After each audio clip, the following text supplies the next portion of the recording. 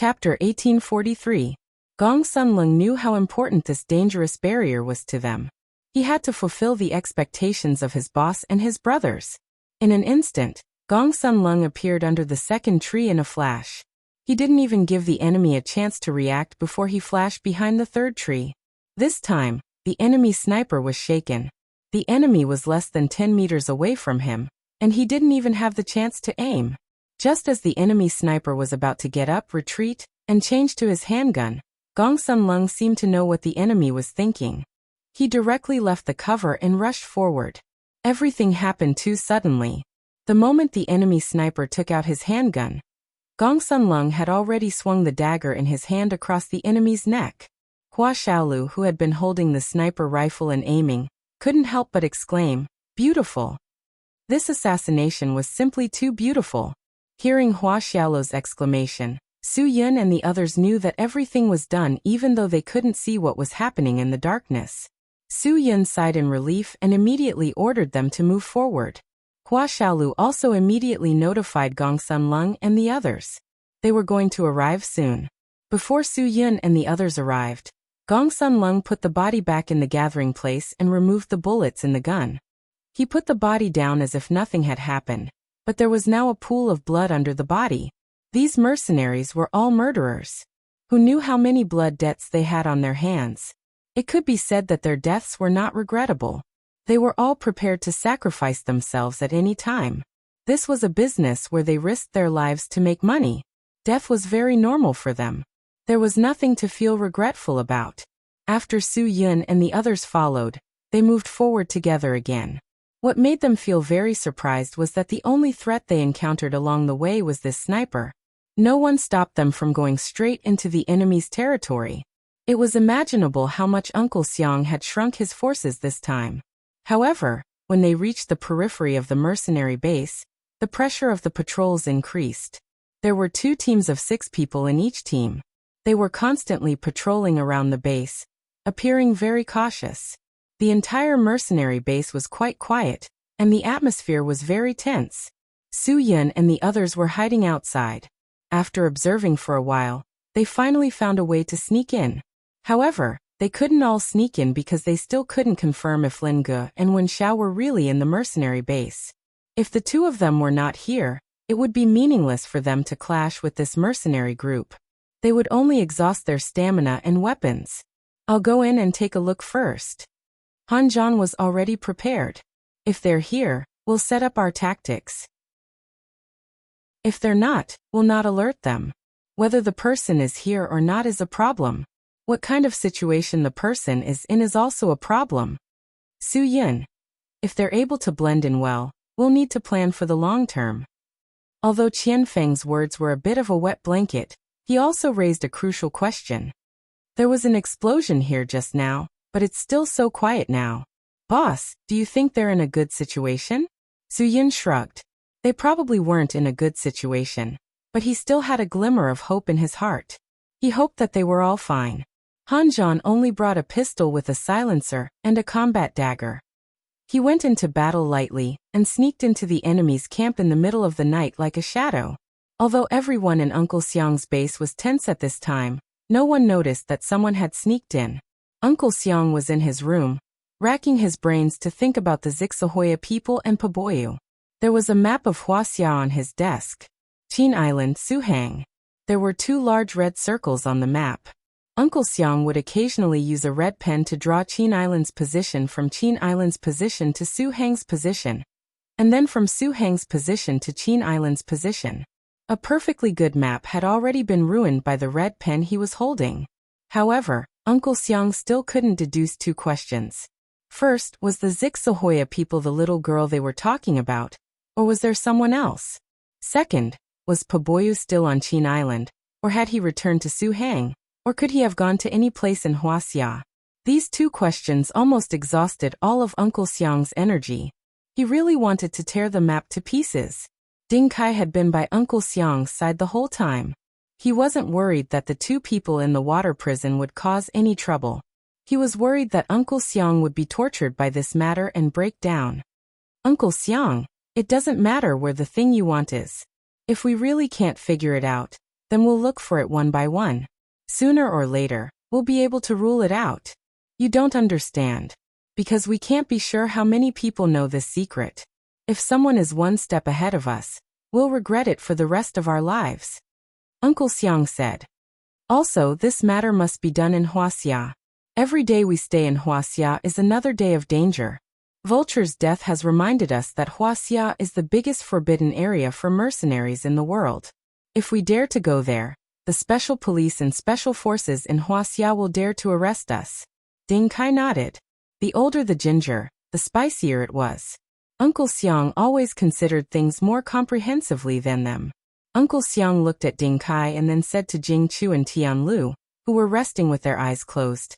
If it's just me, I'll give it a try. At worst I'll die.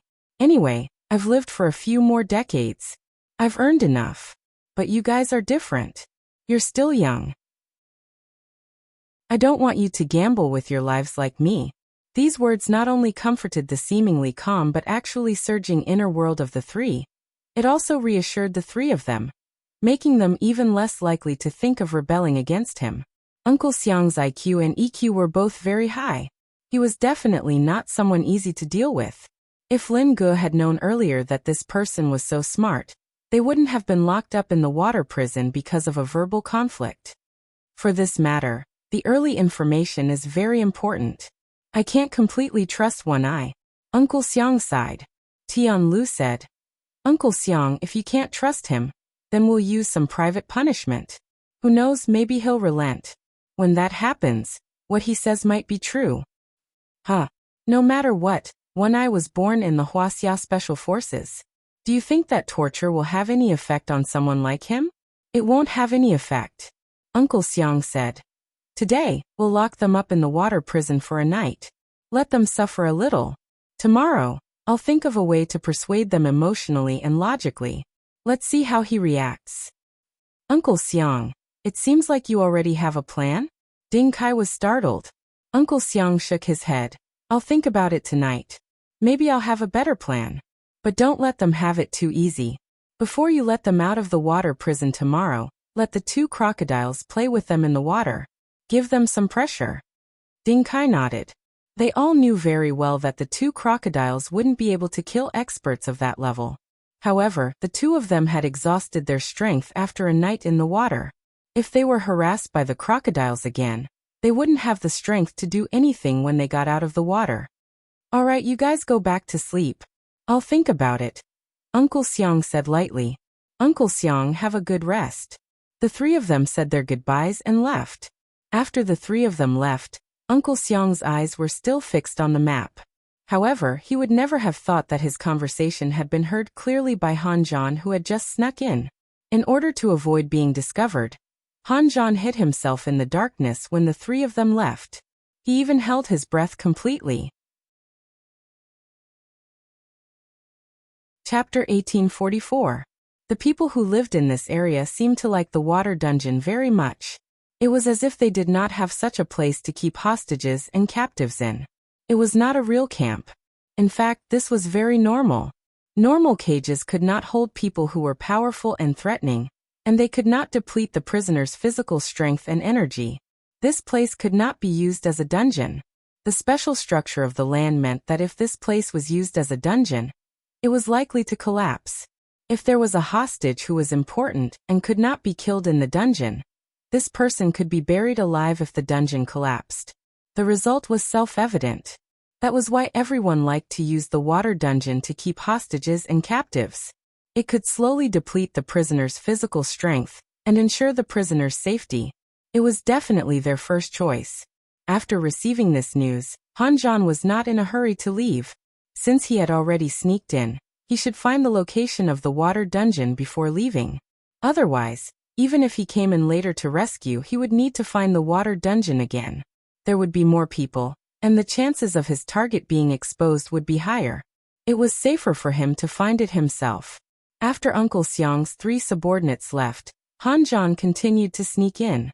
According to his experience, it was not difficult for him to determine the approximate location of the water dungeon. Now he had to worry about how many people were guarding the water dungeon, and how he could avoid it. With an observant attitude, Han Zhan began to look for the water dungeon. When he noticed the location, he was more or less surprised. After he determined the location of the water dungeon, he found that there was no one guarding it. There were so many night patrols in the base, but none of them had any intention of patrolling the water dungeon. This situation made Han Zhan a little confused. However, the more it was like this, the more careful Han Zhan knew that no one could guarantee that there would not be a trap. After the second wave of patrols passed by, Han Zhan moved. His figure was hidden in the darkness. When he came to the water dungeon, he realized why there was no one guarding it. The stench of a crocodile entered Han Zhan's nose. Han Zhan was quite shocked. This guy actually used a crocodile to guard the water prison for him. No wonder he needed someone to guard it. Crocodiles were much more vigilant than people. The crocodiles in the natural environment might not have the bad breath of the crocodiles here, because there was a bird called the thousand-swallow bird in the natural environment. It was a very small bird with a slender mouth. It was a bird that cleaned the crocodiles' mouths. It was also called the toothpick bird, or some people called it the crocodile bird. As soon as the crocodile ate, pieces of meat would be stuck between its teeth, slowly rotting and giving birth to maggots. Qianyao walked back and forth between the crocodile's sparse teeth, picking its teeth, catching maggots, and serving the crocodile comfortably. Even if the crocodile was asleep, as long as Qianyao came to its mouth and flapped its wings a few times, the crocodile would automatically open its mouth and let the bird fly in. This would definitely reduce the number of crocodiles suffering from oral diseases. However, the crocodiles that were out of the natural environment were not so lucky. Qianyao did not have the guts to come to a circle full of people to help the two crocodiles in the water prison pick their teeth. Therefore, the two crocodiles' mouths were much worse than those in the natural environment. Han Zhan quietly observed for a while. He really admired the person who designed this water prison. The water prison for the guards and the water prison for the crocodiles were separated by iron bars. Perhaps it would only take a finger to gently touch the mechanism to let the two crocodiles with bad breath eat their fill. Speaking of which, Han Zhan's stealth ability was really amazing. He had already come to the side of the water prison, but Lin Guo and Wen Xiao in the water prison still did not notice him at all. In order to attract the two's attention without disturbing the two crocodiles, Han Zhan picked up a stone the size of a pill and threw it into the water. Although the sound was very subtle, it still alerted the two people in the water prison in an instant. Wen Xiao stared at the darkness without blinking. The silhouette of the figure was very clear. Lin Guo no longer floated on the water to sleep. He did not want to die in his sleep. Right now, their bodies were abnormally cold. If it were not for their extraordinary physiques and ability to adapt to the environment, they probably would not have been able to withstand this torture. I am Black Dragon. Han Zhan said in a voice that was almost inaudible. You don't need to answer me. You just need to know that we will save you immediately. Lin Guo was so excited that he wanted to do a synchronized swim. Wasn't this too fast? Brother Yin was indeed Brother Yin. This efficiency was completely beyond their imagination. Wen Xiao was so excited that he did not know what to do. It was too unbelievable. Everything had changed too quickly. I came in first to scout. Boss and the brothers are all outside. Han Zhan continued to lower his voice. You guys should be ready at any time. How did you know we were locked in here? Wen Xiao still asked the question in his heart. Han Zhan smiled faintly in the darkness. Wen Xiao, you're still so cautious. You don't even dare to confirm my voice? I knew you were here. I heard it when I snuck in. If you still don't believe that I am Black Dragon, I can tell you a few embarrassing things that only you and I know. After all, Wen Xiao had not heard Han Zhan's voice for many years, so he wanted to confirm it. Now that he heard Han Zhan say this, what else did he have to doubt? Lin Guo also said with certainty, Brother Han Zhan's voice is so special. You even doubt that? I just want to confirm it, Wen Xiao said. He suddenly thought of something to remind Han Zhan. We won't be saved that easily. The lock of this water prison is connected to the underwater iron bars. Other than the only key to open it, any external force will cause the underwater iron bars to open. The crocodiles will swim directly over. You mean to say that humans and crocodiles are in the same cage? Han Zhan sucked in a breath of cold air. I didn't expect the person who designed this water prison to be even more abnormal than I thought. There is even a mechanism. Lin Ge didn't know whether to laugh or cry. Brother Han Zhan, you should quickly discuss with my brother and think of a way to get us out of here. This stench has been suffocating me all night. I can't help but vomit. Han Zhan frowned. There is only one key to this lock? Where is the key? The key is on the mercenary group's leader, Uncle Xiang. Han Zhan said. I dare say that he will definitely carry this key with him. Wen Xiao, what is the point of saying this?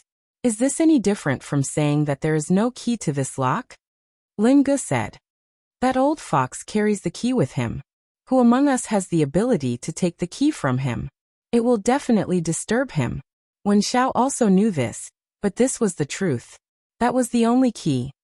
If we disturb that old fox, he will definitely let the crocodiles out for us to play with. Even with my current physical strength, I can't guarantee that I can play with such a big beast for long. How long do you think you can last? Lin Ge said. If we can't get out, we will be bitten half to death by the crocodiles. If we get out, we will be half crippled. Han Zhan comforted Lin Ge. Don't worry. There is always a way out. We will definitely find a way to solve this problem. Don't worry. Calm down. We will come to save you soon. We will. We will definitely wait for your rescue before we act. Wen Xiao said seriously. If you don't wait for our rescue, you won't be able to get out. Lin Ge said. You should be like me. Rest well. At this time the sound of footsteps came from afar. The patrol team is here. I will leave now. You must wait for us. Han Zhan didn't wait for the two to respond, and left in a hurry. His figure once again fell into the darkness. No one noticed his appearance or existence. He was like a ghost in the night, coming and going without a trace. Han Zhan was also very careful on his way out of the base. If he was discovered, then all his previous efforts would be wasted. Su Yun and the others outside the base were patiently waiting for Han Zhan to return. As long as there were no strange sounds in the base, it meant that Han Zhan hadn't been exposed. In the middle of the night, the mercenary base was terrifyingly quiet. Other than the footsteps of the patrol team, no other sounds could be heard. It was as if everyone was asleep, but also as if everyone was deliberately hiding their breathing, waiting for the appearance of their prey. This kind of feeling really made people feel very uncomfortable and very scary. Chapter 1845. After Han Zhan left the mercenary base, Su Yun and his brothers could finally breathe a sigh of relief. And Han Zhan's expression clearly told them that his infiltration this time was very fruitful. I saw Lin Ge and Wen Xiao. Both of them were locked in the water prison. Han Zhan said, I didn't have time to ask about the specific situation, but according to some of the words I heard, the person who cracked the secret of the mailbox was the mercenary leader called Uncle Xiang, and Wen Xiao didn't gain their trust. It's good that the two of them are fine. Su Yun's heart that was in his throat finally settled down. As long as the two of them were fine, nothing else was a problem.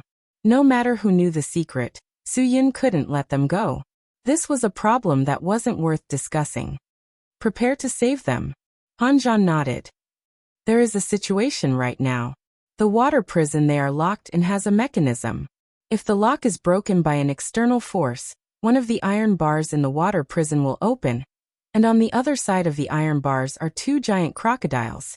The mechanism won't be triggered unless it is opened with the key. And the only key is with the leader of this mercenary group, Uncle Xiang. So we have to steal the key before we can save them. Qianfeng was startled. This seems to be a bit difficult.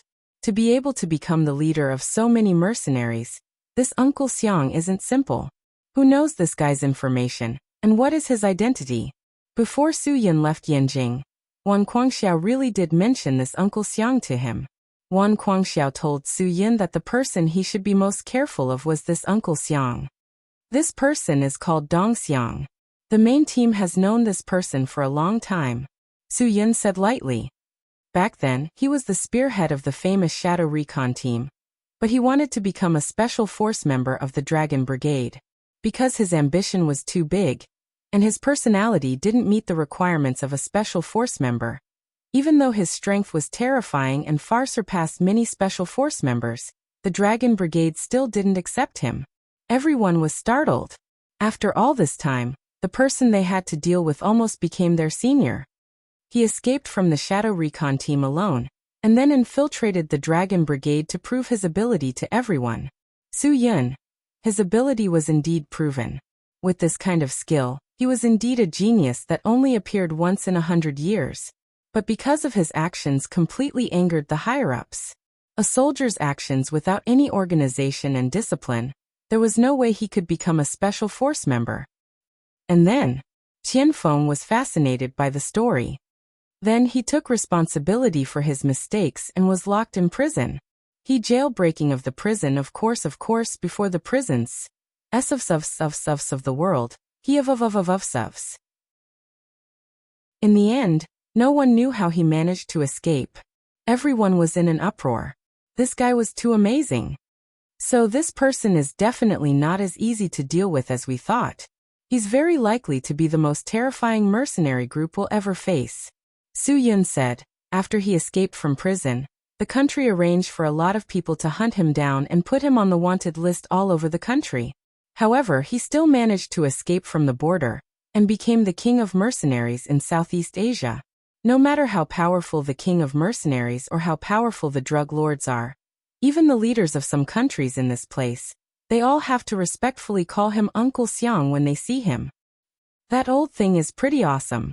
Qianfeng rubbed his hands together and said, Boss, if we destroy his nest, do you think we can shock Southeast Asia? Han Zhan was a bit of a wet blanket. Don't think so far ahead. You already know how terrifying our opponents are. How to rescue them is our top priority. Let's think about other things in the long run. Qianfeng didn't think so. No matter how powerful this Uncle Xiang is, he already knows the secret that he shouldn't know. We won't let him go. We can destroy his nest and rescue them at the same time. Killing two birds with one stone. Isn't that a good idea? Han Zhan is right. We have to be careful. Our top priority now is to rescue them. Su Yun. We have to know ourselves and the enemy to ensure our victory.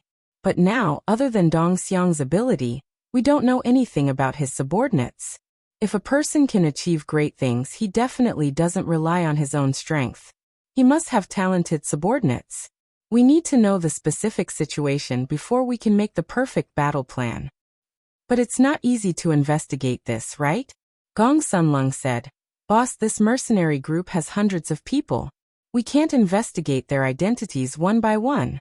Su Yun nodded. Indeed, we can't investigate them one by one. That's why we need to rescue Lin Ge and Wen Xiao. After all, Wen Xiao has lived in this area for so many years.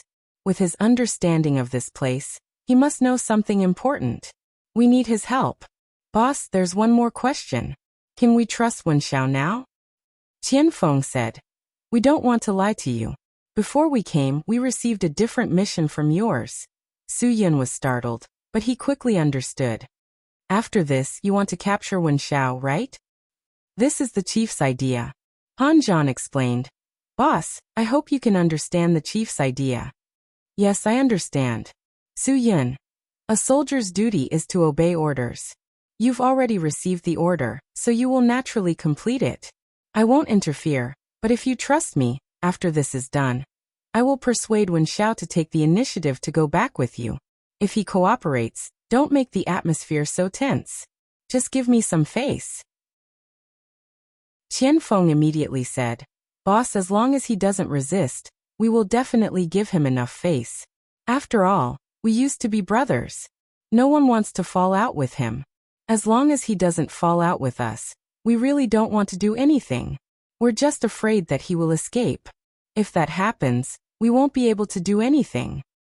If he dares to escape, I will help you capture him. Su Yun promised. With Su Yun's promise, they felt a lot more confident. In fact, this group of brothers had never mentioned this matter because they had some misgivings in their hearts. They were afraid that when the time came to capture Wen Xiao, Su Yun would not be on their side. If that was the case, they really would not be able to make a move. Facing Su Yun, forcing them to complete the mission would make them very uncomfortable.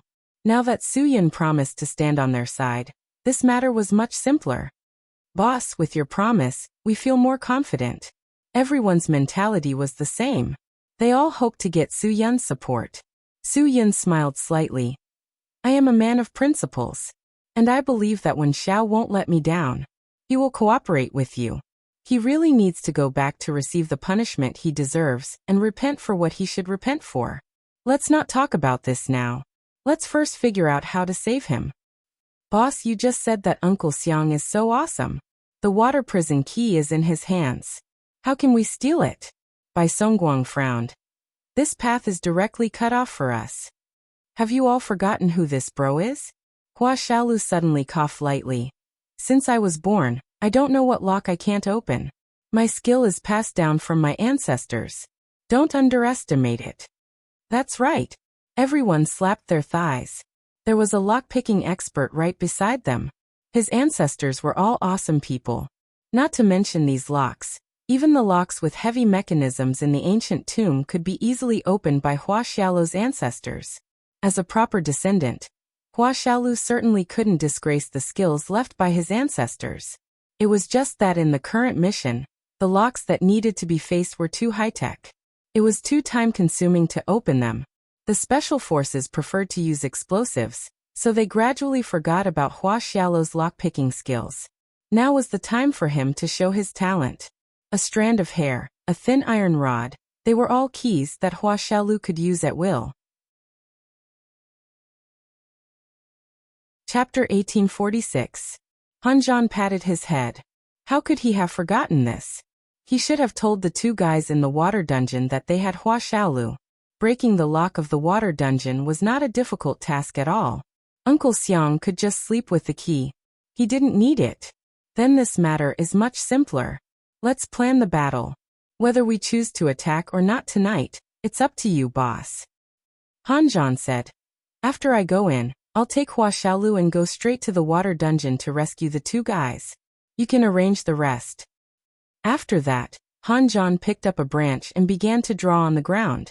His infiltration this time was not only to find the water dungeon, but also to observe the situation in the mercenary base. The layout of the base, the high and low places, presented a living map in his mind. Now he needed to draw the map, so that Su Yun and the others could also have a living map in their minds. Only when they had a clear understanding of the place could they have a good idea of what to do. Han Zhan drew very quickly, and the high and low parts of the internal structure were marked, allowing people to have a clear understanding at a glance. As a member of the Dragon's Fury Special Forces, everyone could present a two-dimensional map in their minds at a glance. This is where Uncle Xiang is resting. Han Zhan marked 2 important points, and this is where the water dungeon is located. I'm not sure about the rest of the places. As for the arrangements in those rooms, I didn't pry into them. There are too many patrols, and they patrol quite frequently. Su Yun's mind was very clear, and he quickly found 5 points on the map drawn by Han Zhan. These 5 points should be the 5 easiest places to hide in the mercenary base. Han Zhan, you take Hua Xiaolu to the water dungeon to rescue the 2 guys. The 5 of us will hide in these 5 points. If there are any problems during the rescue, we will attack the mercenary base from these 5 points at the same time, and try to catch them off guard. If there are no accidents during the rescue, you guys leave quickly and use 3 nightingale calls as a signal, and we will retreat immediately. It wasn't easy to sneak in, and you want to retreat? Qian Feng was a little confused. Boss, although we don't know their overall strength, the 7 of us plus the 2 of them are very likely to succeed in a surprise attack against a mercenary group. If we rescue them, they will be more vigilant the next day, and we won't be able to launch a surprise attack. The effect of the attack won't be as good as it is now. Su Yun nodded. I've considered this problem, but I'm worried that if the 2 of them stay in the water dungeon for too long, they will lose their ability to fight. If we can get Wen Xiao to tell us about the enemy's situation first, we will know ourselves and the enemy, and it will be easier to formulate a battle plan. In fact, all of his ideas were reasonable. Su Yun's method was more sensible, and could ensure everyone's safety. The most important point was that he had considered Lin Ge and Wen Zhao's situation. Han Zhan rubbed his chin. He also didn't dare to confirm the two's situation. They don't look too bad, but they have been in the water dungeon for a long time. If they fight, they will definitely be affected. We have to act according to the situation. If there is a situation, we will fight at any time. If there is no situation, we will use the 36 stratagems to escape. Su Yun said, they are in the light, and we are in the dark. No matter what choice we make, we will have the advantage. With Su Yun's encouragement, everyone's morale was quite high. Under Su Yun's arrangement, except for Han Zhan and Hua Xiaolu, everyone chose their own hiding spot. After sneaking in, they had to hide in their own hiding spot. This was a process that absolutely could not go wrong. Su Yun used his own affirmation to give all the brothers confidence. No one can make a mistake. Success or failure depends on this one move. Get ready to move. After receiving the order from their boss, everyone entered into battle mode. In the dark night, 7 figures quietly entered the mercenary base. Even though there were so many patrol teams in the base, they didn't notice anything unusual at all. Han Zhan brought Hua Xiaolu to the water dungeon as quickly as possible. The two of them hid in the dark again. Han Zhan was mainly responsible for keeping watch for Hua Xiaolu. If there was any abnormal situation, he would signal him in advance to stop what he was doing and not be discovered. Hua Xiaolu was responsible for unlocking the lock. He was the most important person for today's mission. Success or failure depended on this one move. Once the iron bars were activated and the 2 giant crocodiles were disturbed, this mission would immediately fail, and it would definitely alarm the people in the base. Are you sure you can use hair as a key? Lin Ge really didn't have that much trust in Hua Xiaolu. This was too unbelievable. Hair. How could it be used as a key? It sounded too far-fetched. Actually, Wen Xiao also didn't have much confidence. He turned around to look at the 2 giant crocodiles and whispered to Hua Xiaolu, I don't doubt your lock-picking ability, but if any foreign object forcibly opens this lock, it will activate the mechanism this. F***CK. If the 2 of you have so little confidence in me, then fine. I'll leave. You 2 continue to soak. When you're comfortable, let them release you too. That's the safest way. Hua Xiaolu rolled his eyes at the 2. Although he said he would leave, his hands didn't stop moving. He pulled out a strand of hair from the small braid on his head. Hua Xiaolu was the only person in the entire Dragon Brigade who had a small braid less than half a foot long on his head. He had such a small braid because Wang Guangxiao knew that every strand of hair on his braid could be used as a master key. Seeing that Hua Xiaolu was about to use the strand of hair to open the lock, Lin Ge and Wen Xiao both focused their attention on the iron bars separating the giant crocodiles, waiting for the iron bars to be activated at any time. This feeling was really uncomfortable. Brother Hua, can you give me a dagger? Lin Ge swallowed his saliva and asked. Hua Xiaolu glared at him and said without any trace of politeness, Don't disturb me.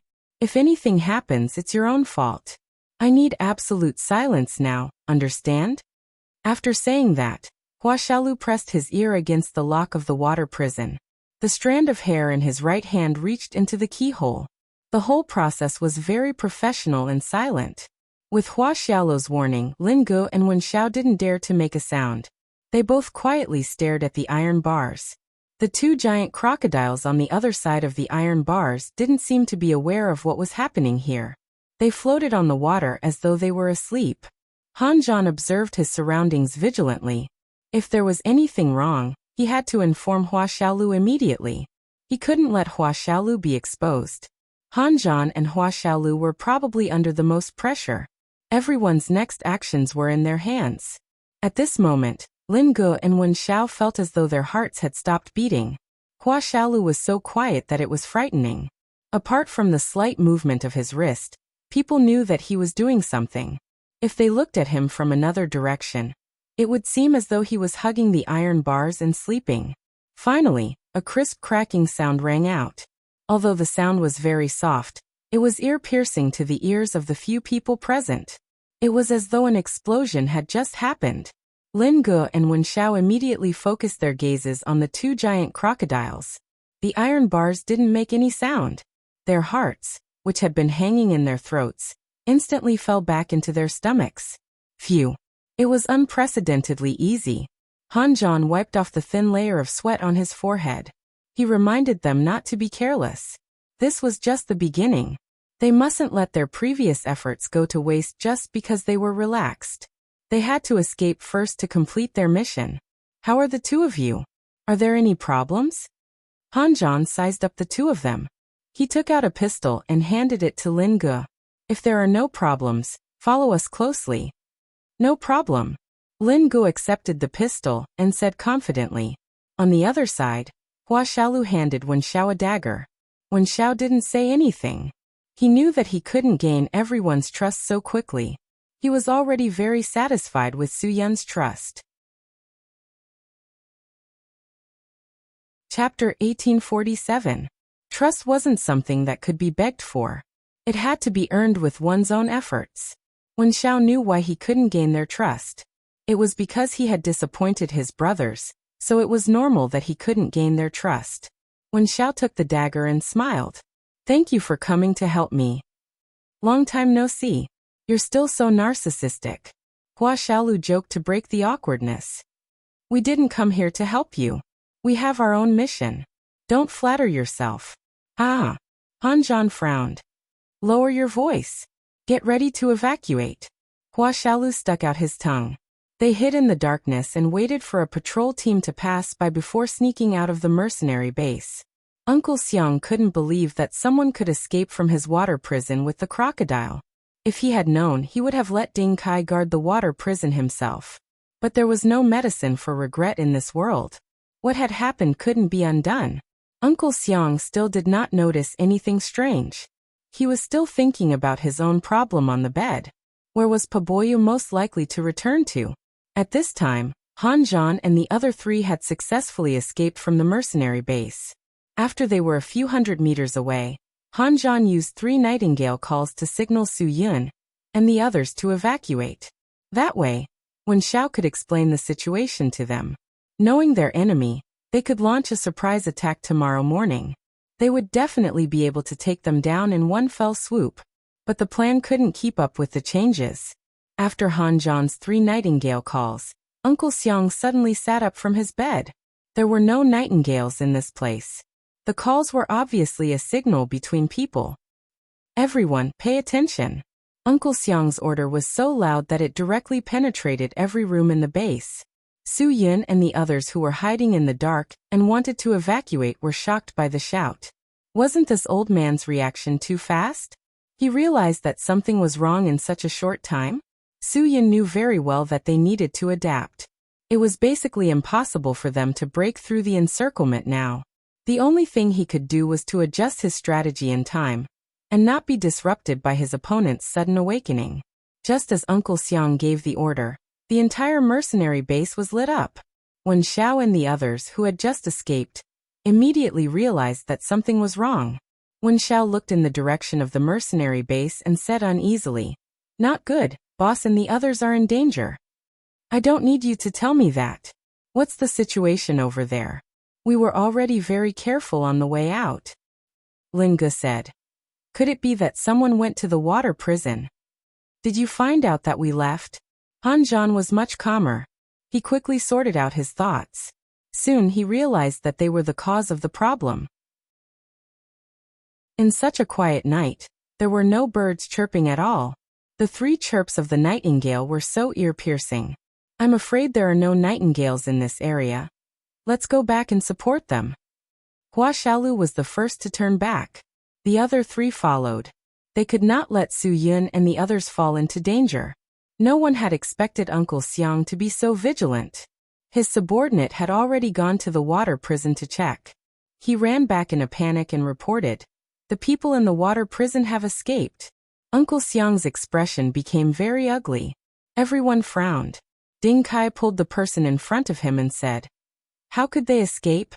Where's Crocodile?" The iron fence mechanism was not activated at all. "Crocodile is still sleeping on the other side," the person said innocently. "What?" Uncle Xiang's eyes widened.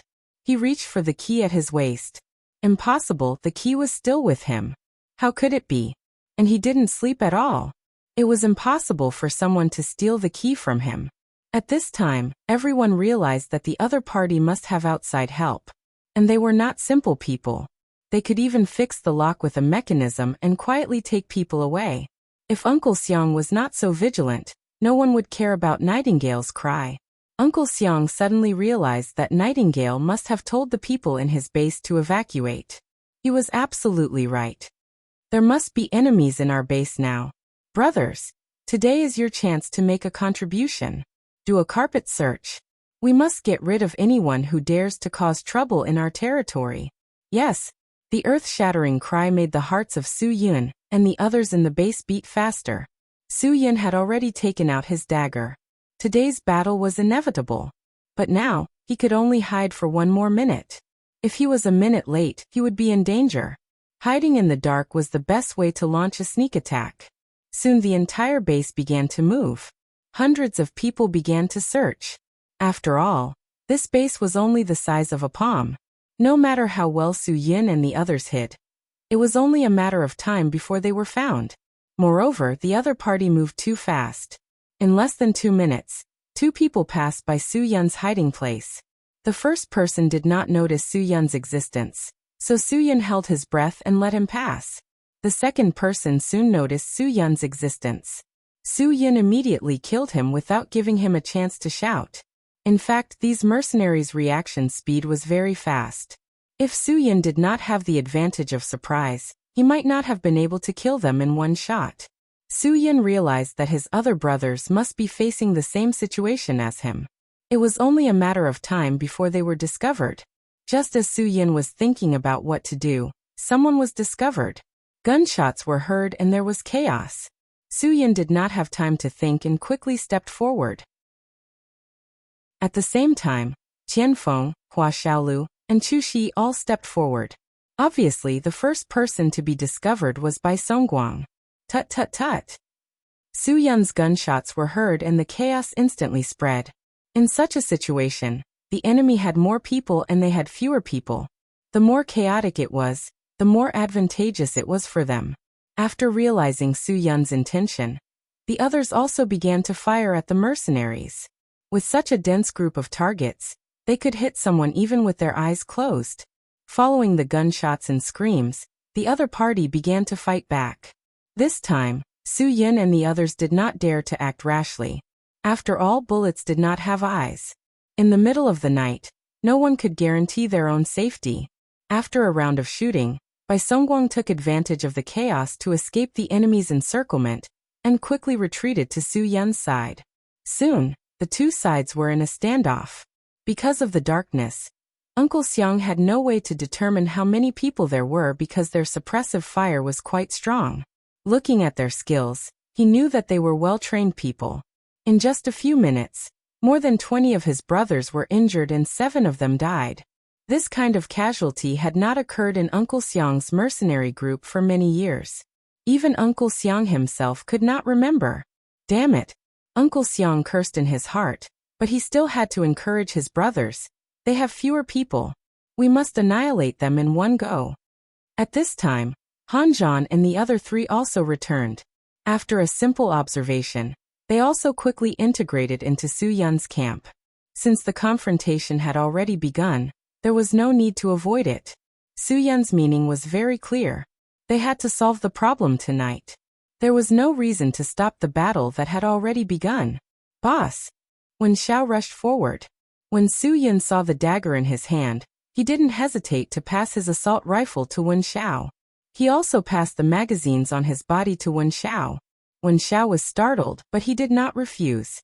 He took the weapon and said to Su Yun, "Uncle Xiang has 3 tigers. One is called Ding Kai, one is called Jing Chu, and one is called Tian Lu.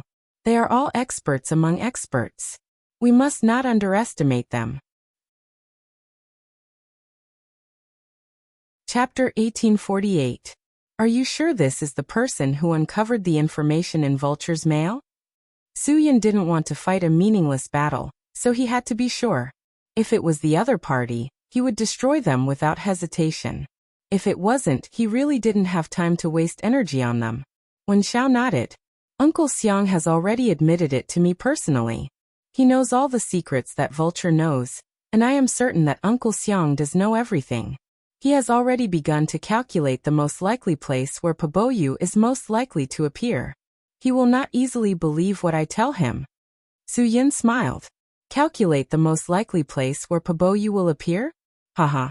He was afraid that he wouldn't be able to calculate it in such a short time. Only Su Yin knew where Paboyu is now. Brother, let's not talk nonsense with them. Let's just destroy their nest. Anyway, these people usually don't do anything good. Lin Ge said. This way, we can make an example of them and let the outlaws in the southern border area of Huaxia know that even the biggest mercenary group in this area will die if they offend us. Su Yin also made up his mind to get rid of Uncle Xiang completely. Remember Wen Zhao's words. Dong Xiang has 3 masters, and each of them is not easy to deal with. We must be careful when dealing with each of them. Most importantly, Dong Xiang's strength is outstanding. We can't estimate his strength, so we must be careful. Boss, if I'm not wrong, his strength is probably above our mentor, Wang Yi. Wen Xiao was a little worried when he said this. Although he hadn't fought with Uncle Xiang, none of the masters who had fought with Uncle Xiang in this area survived. There were many top masters of the supreme power realm among them. Su Yin smiled faintly on the surface, but in his heart he was on full alert. It seemed that this old man was really a tough nut to crack. Yi Xiang, leave this person to me. None of you should have a direct confrontation with him. Remember, don't go head to head because of a moment of impulse. That will only put us at a disadvantage. I want each and every one of you to ensure your own safety. Do you understand? Understood. Su Yun's brothers were also in high spirits. Just like that, a fierce battle broke out in the jungles of Southeast Asia. Perhaps no one in this area could believe that this fierce battle actually came from Uncle Xiang's mercenary base. That night, almost everyone was watching this place. The base that Uncle Xiang occupied could be said to be the best place in the entire Southeast Asian jungle. It was deep enough, hidden enough, and had the best water resources. Moreover, the terrain was high, making it easy to defend and difficult to attack. In all aspects, this was the best feng shui location in the Southeast Asian jungle. Many people had hoped that they could occupy this place one day, but when they looked at their own strength and then at Uncle Xiang's strength, they all stopped.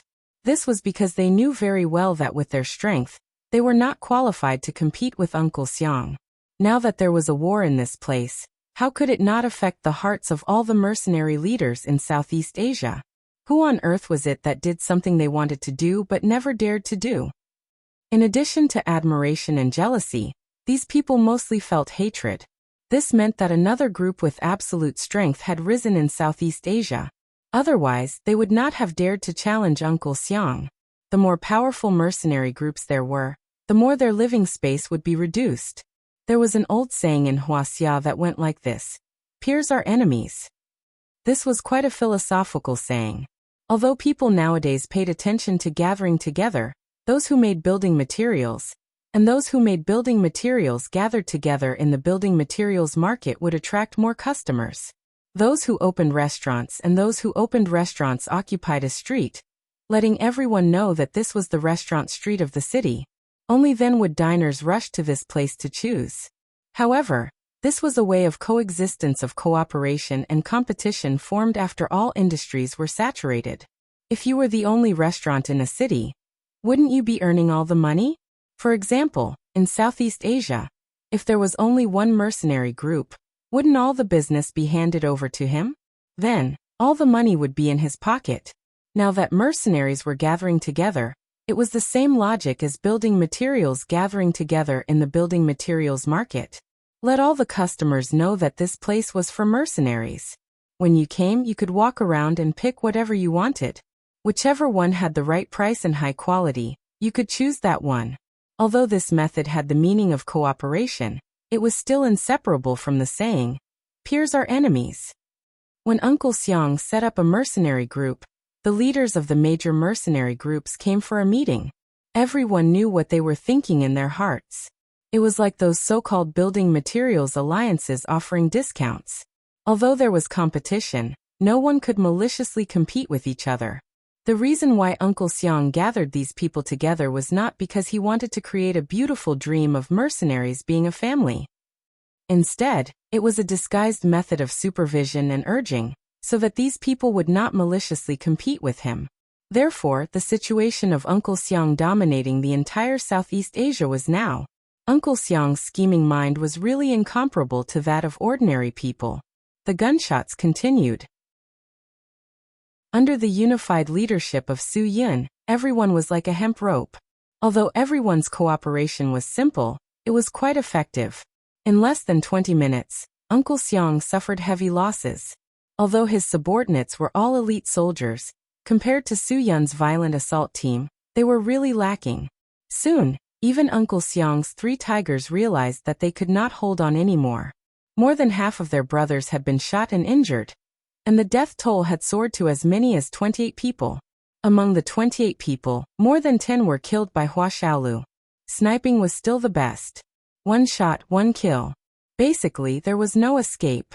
Hua Xiaolu's target was also very clear. They were all snipers with sniper rifles. As long as he caught them, they would all be shot in the head. Uncle Xiang, if this continues, our brothers really can't hold on anymore. Ding Kai reminded Uncle Xiang. He was not afraid that more people would die, but he was afraid that the other party would break their morale. How could Uncle Xiang not understand this? But now that the confrontation was fierce, he could not raise the white flag, right? Even if he wanted to negotiate with the other party, he had to first suppress the other party's firepower. Otherwise, even if he had a conversation, he would not be qualified to ask for any conditions and requests. Blast them with grenades. Blast them out for me. Uncle Xiang was really anxious. Throwing grenades in his own base was blowing up his own things. But now he had no other choice. This was his only way. Although Ding Kai was somewhat against it, he was also very clear that he did not have a better way. Uncle Xiang's prompt decision was probably the only right choice they could make now. The facts proved that although Uncle Xiang blew up a lot of things in his own base, he had turned the situation around. Su Yun and the others really did not expect that this guy would dare to throw grenades in his own base like crazy. The explosion forced Su Yun and the others to retreat. They had to retreat in time. Otherwise, they would be in big trouble if their arms or legs were blown off. After a series of crazy explosions, Su Yun and the others' bunker was almost blown up. Su Yun and the others were also pushed dozens of meters away. Lin Ge shook the dirt on his hair and spat out a mouthful of mud. He cursed. Is that old guy crazy? He's going to blow up his own base. He's desperate. Qianfeng also shook off the dirt on his body and said, the mercenaries under him have suffered heavy losses. If he doesn't do something ruthless to us, I reckon that their morale will be broken by us. He's risking his life to suppress us. They must be trying to use the peace talks to stall for time. Han Zhan calmly analyzed. If they can't suppress us with firepower, they don't have the right to talk. That's why they are suppressing us at all costs. Chapter 1849. Han Zhan's analysis was correct. Uncle Xiang's purpose of suppressing fire at all costs was to give himself the right to speak. No one knew what the situation was now. Uncle Xiang had no way to determine how many people there were on the other side. With such a strong suppressive fire, too many of his men were killed or injured. It was not a long-term solution to fight head-on. After the strong suppressive fire, Su Yun and the others were forced out of Uncle Xiang's mercenary base. At this time, Uncle Xiang also ordered thunderous battle to stop the attack. The suppressive fire just now required a large amount of military supplies. Although Uncle Xiang had enough military supplies, if all of them were used up in this battle, he could not guarantee that there would not be other guys who wanted to take advantage of the situation tomorrow. As the absolute commander of a regiment, he had to consider everything. He had to control everything in his own hands, devise strategies, and have a well-thought-out plan to ensure that he would not be defeated in the long run. Today's failure was due to Uncle Xiang's insufficient preparation, so he had to avoid making the same mistake. When the fire finally stopped, Uncle Xiang was ready to turn this battle of attrition into a psychological battle. He shouted first, I really didn't expect you to do this. We could have cooperated, but in this case, I'm afraid we can't cooperate properly, right? Wen Xiao looked at Su Yun and the others and explained. In order to gain his trust, I said that I wanted to cooperate with him. He was skeptical of me. He wanted to use me, but he didn't want to share the benefits in the end. Now that he said this, he probably wants to do something in the psychological battle. Lin Ge wasn't going to be polite. He rolled away from the crowd and yelled, "Don't even think about one-eyed. He won't cooperate with you. I'm telling you clearly, I'm here today to take your head. If you don't disarm and get out of here now, everyone around you will die with you." He left the crowd because he was afraid that he would fall into the trap and be concentrated on by the other side. That would bring danger to everyone, so he stayed away from the crowd and provoked them. This kind of provocation could easily arouse the other side's anger, so the possibility of being concentrated fire was very high. After Lin Ge finished shouting, he rolled a few more times and moved to another location. Although this was the purpose of their visit today, it was too provocative to say it out loud.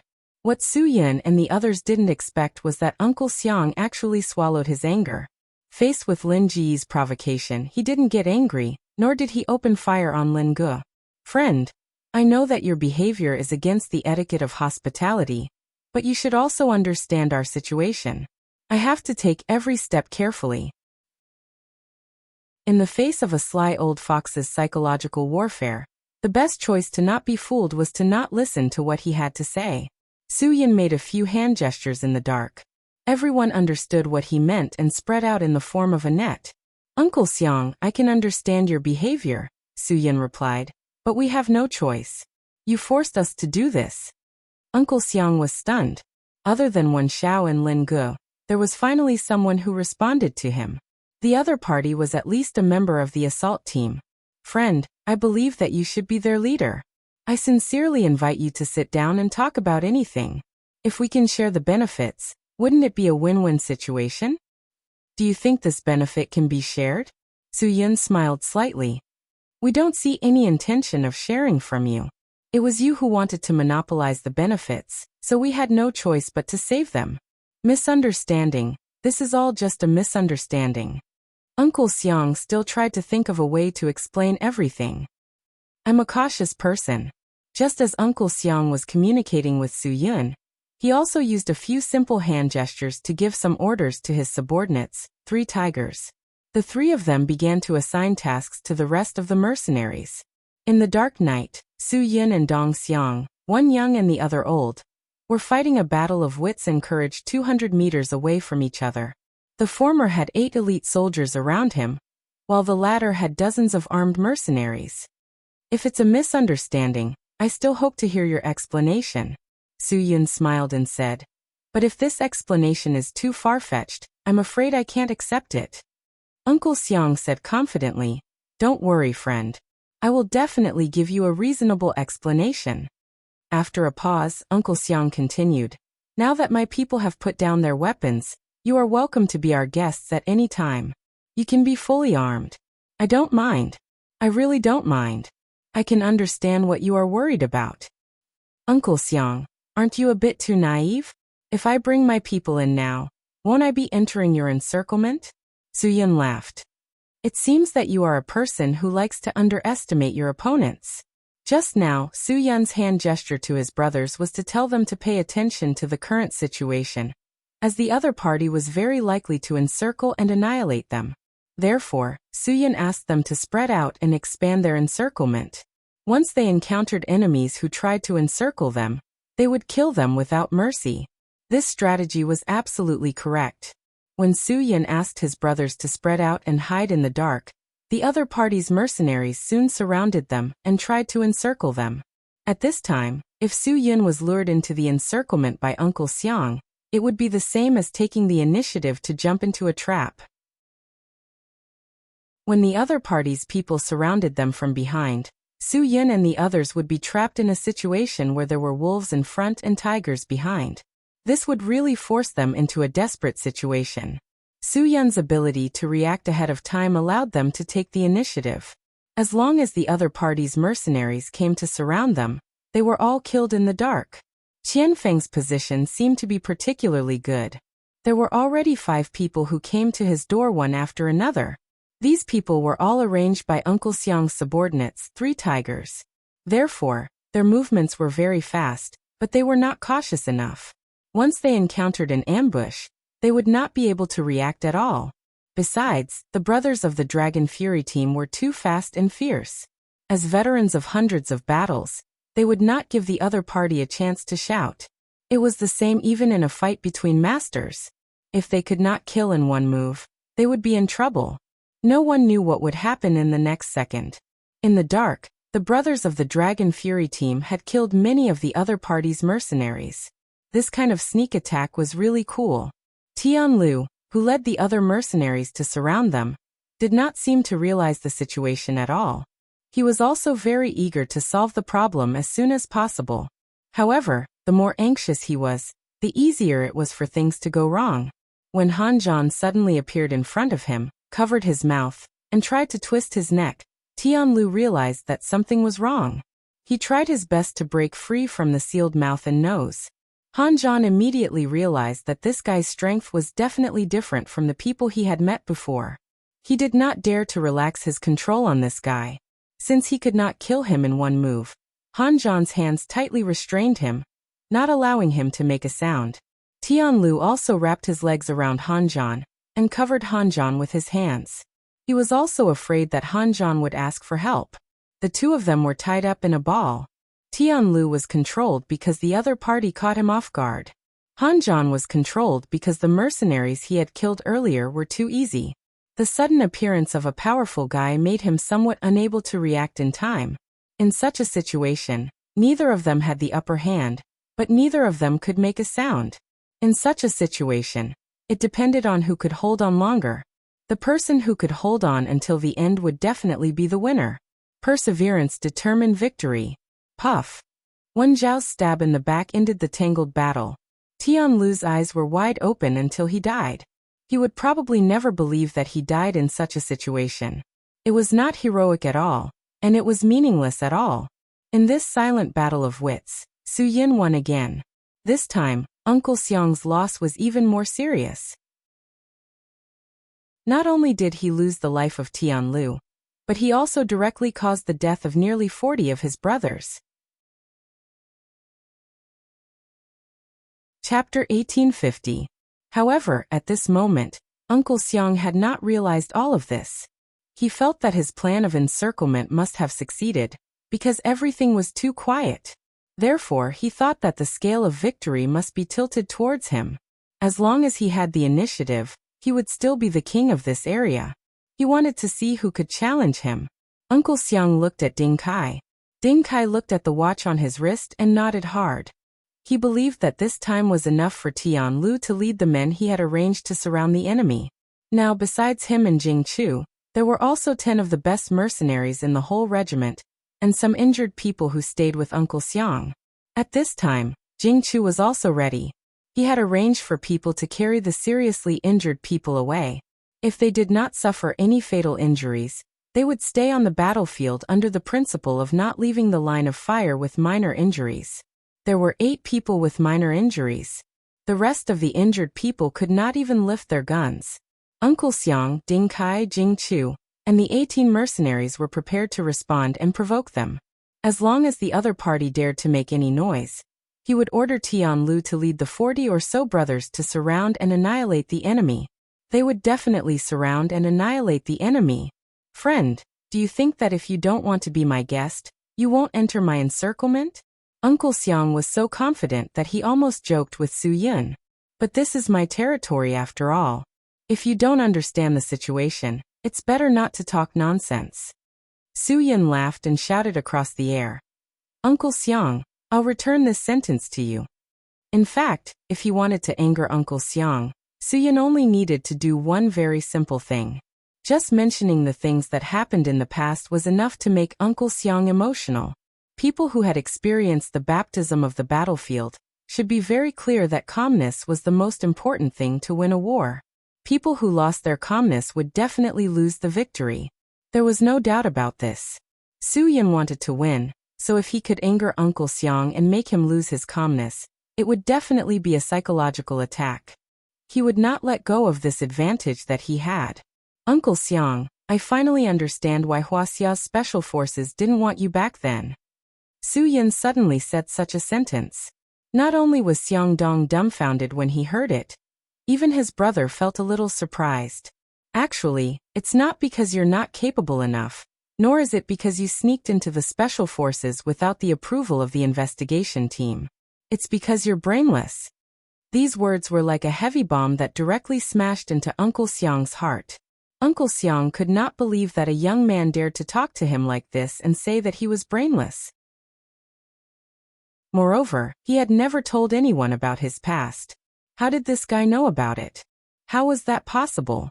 Who in the world was behind all of this? They actually knew about his past and knew him so well. Everyone knew that knowing one's enemy was the key to winning 100 battles. Uncle Xiang did not want his everything to be known by others. Su Yin continued to provoke him. Anyone with a little bit of brain would not do such a thing. It's not only a sign of being brainless, but also a sign of showing off. It's as if he's the only one in the world who can sneak into the Special Operations Group without permission. Uncle Xiang, do you think I'm right? Humph. It seems that you've heard some rumors and believed them. Uncle Xiang sneered. He would not admit that he had done something stupid back then, but he was indeed angry. It's not up to you to educate me about whether I'm brainless or not. Today, I'll show you who's the brainless one. Ding Kai and Jing Chu immediately fired their guns. The 18 mercenaries who were still around Uncle Xiang were all ready for battle, waiting for the brothers who had surrounded them to respond. As long as this round of fighting started, Uncle Xiang would let the younger generation who challenged him know what it meant to be besieged on all sides. However, what happened next was completely different from what Uncle Xiang had expected. The people who had surrounded them did not sound the battle horn at all.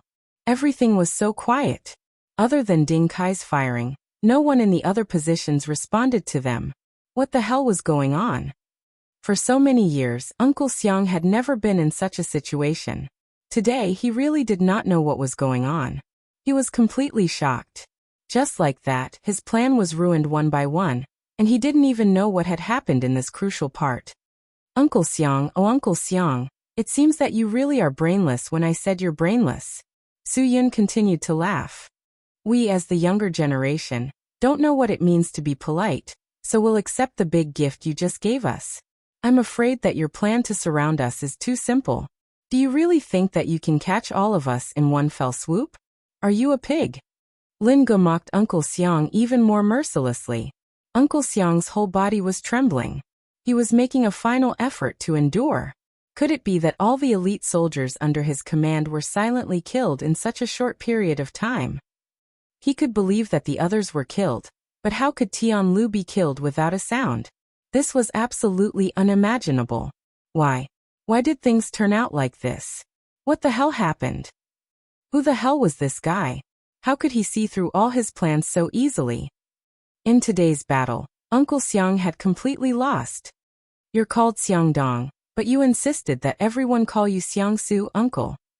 Look at you now. Xiang Su, you've completely lost, haven't you? Lin Ge continued to mock Uncle Xiang. Su Yun gave him the space to express himself freely, so that he could stimulate Uncle Xiang's heartstrings as much as he wanted.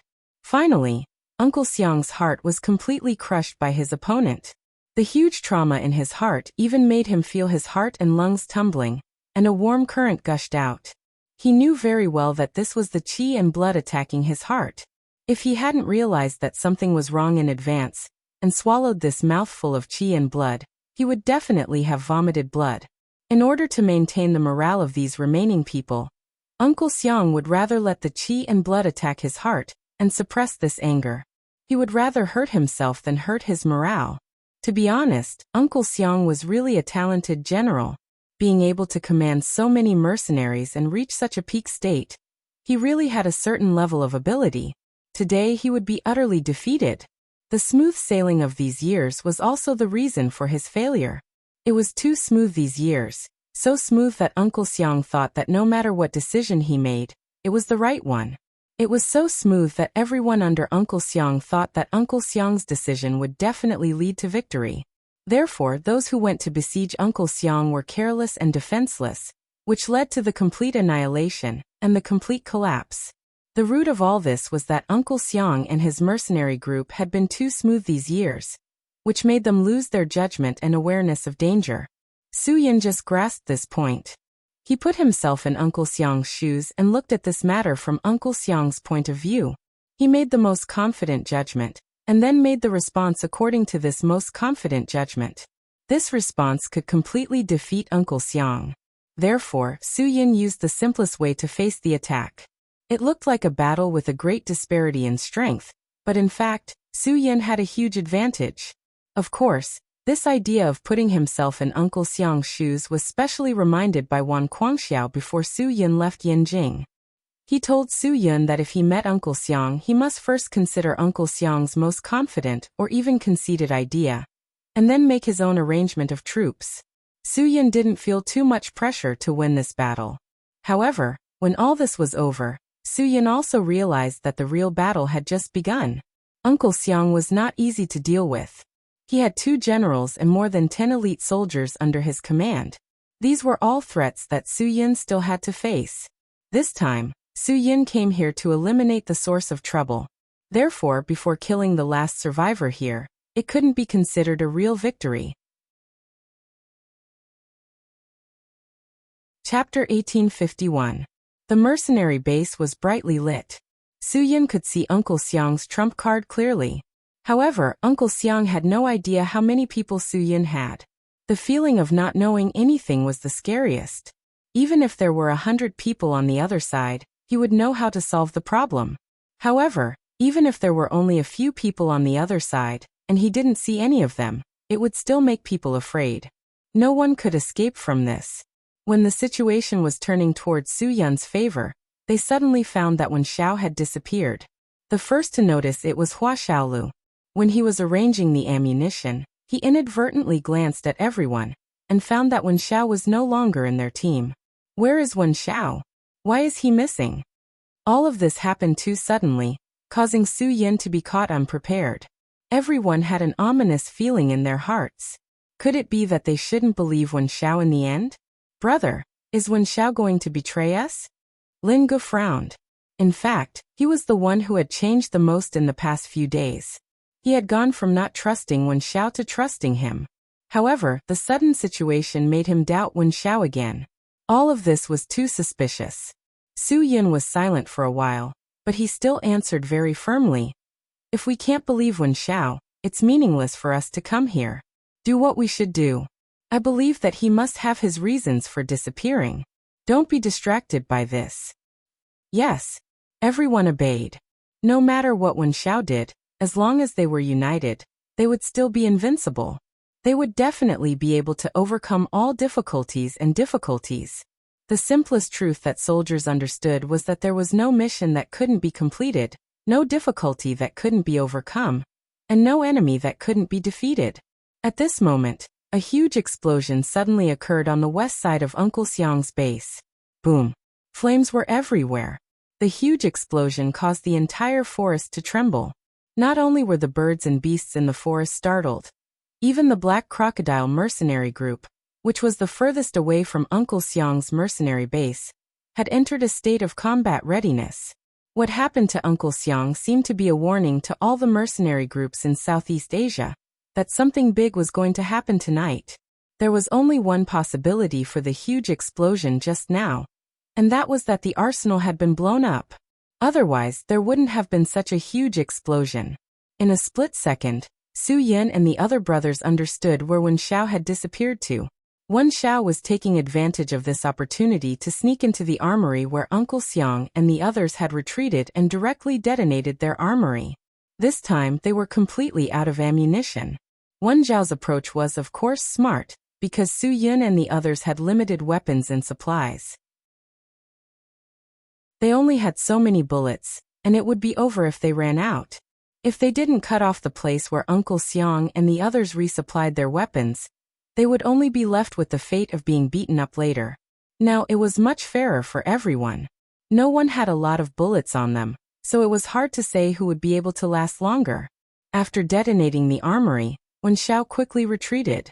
Uncle Xiang and the others were still immersed in deep shock. Now their only huge advantage was gone. Their base was no longer a base. Half of it was blown up by a grenade, and the armory was blown up. What kind of base was this? I'll make them pay with their blood. Uncle Xiang had completely lost his calmness. He had lost the weapon that he was most proud of. His accidental loss of control had completely changed the situation of the battle. The remaining people were all affected psychologically. They had completely lost their rationality and judgment that they should have. It was another confrontation of firepower. Bullets crisscrossed each other, filling the night sky with beautiful sparks. Su Yun and the others didn't need to hold back anymore.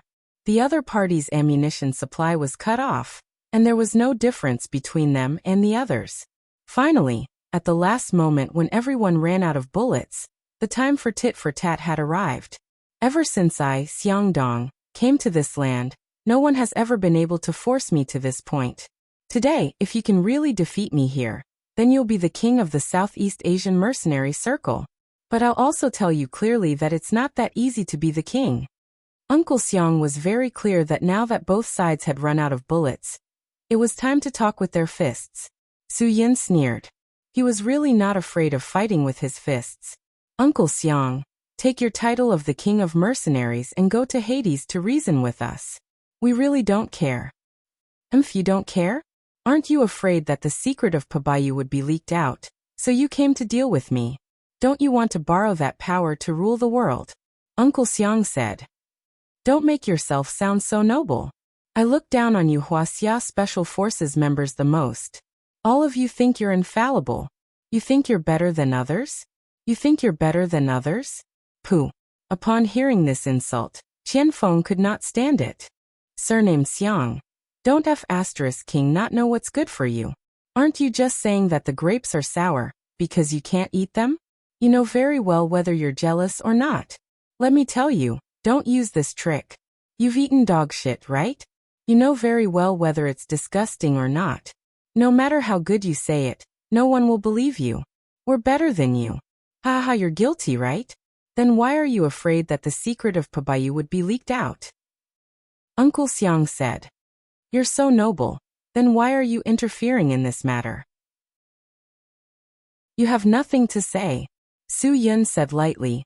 We're interfering in this matter because there are people like you.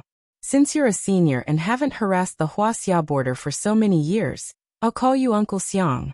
I can tell you very clearly that Pabayu is a taboo that can't be touched. It can indeed increase your strength, but if your mental state cultivation can't keep up with this increase in strength, it will also cause you trouble. Su Yun was very clear about this trouble. He often felt that his mental state cultivation was not sufficient. Now he had to do a compulsory class every day to cultivate his mental state. This was because his strength and mental state were no longer proportional. Many times, the feeling of having a strong heart, but not enough qi made Su Yun collapse. This kind of inner struggle and torture would make people fall into a state of obsession with Pabayu and the Zikahoa people. Su Yun had never told anyone about this feeling. He had always been suppressing it. Every time he felt that his mental state cultivation could not keep up, he would crave for the nourishment of the Zikahoa people and Pabayu. This feeling was like Smeagol's desire for the Lord of the Rings. It was truly the desire of becoming a devil. This feeling made Su Yun very afraid. He didn't know why he felt this way. However, Su Yun was very clear about one thing. Pabayu could indeed make up for the lack of mental state. However, it could also drive the improvement of the body's martial cultivation. Therefore, this cycle could never be reached. Moreover, as one's greed for the Zikihoa people and Pabayu became more and more serious, the gap between one's mental state and martial cultivation level would become bigger and bigger as one's strength grew stronger. This gap would make it harder and harder for one to bear the greed for the Zikihoa people and Pabayu. Eventually, the person who fell into this trap would become like Gru. Just like how the Lord of the Rings could control Gru, Pabayu could also control those who desired it and coveted it. Su Yun knew the horror of this, so he knew how to face it. He had to control his greed and desire. He had to raise his mental state cultivation as soon as possible. Only then could he get rid of that greed and desire. I'm not afraid of any trouble. I only pursue the power I want, Uncle Xiang said coldly. If you win today, it won't be too late to talk about this. But if you lose, then no one can stop me from obtaining Pabayu. No one can stop me from obtaining the power I want. I want you to know that the one who has the last laugh is the true winner. It's too early to say anything now. Chapter 1852.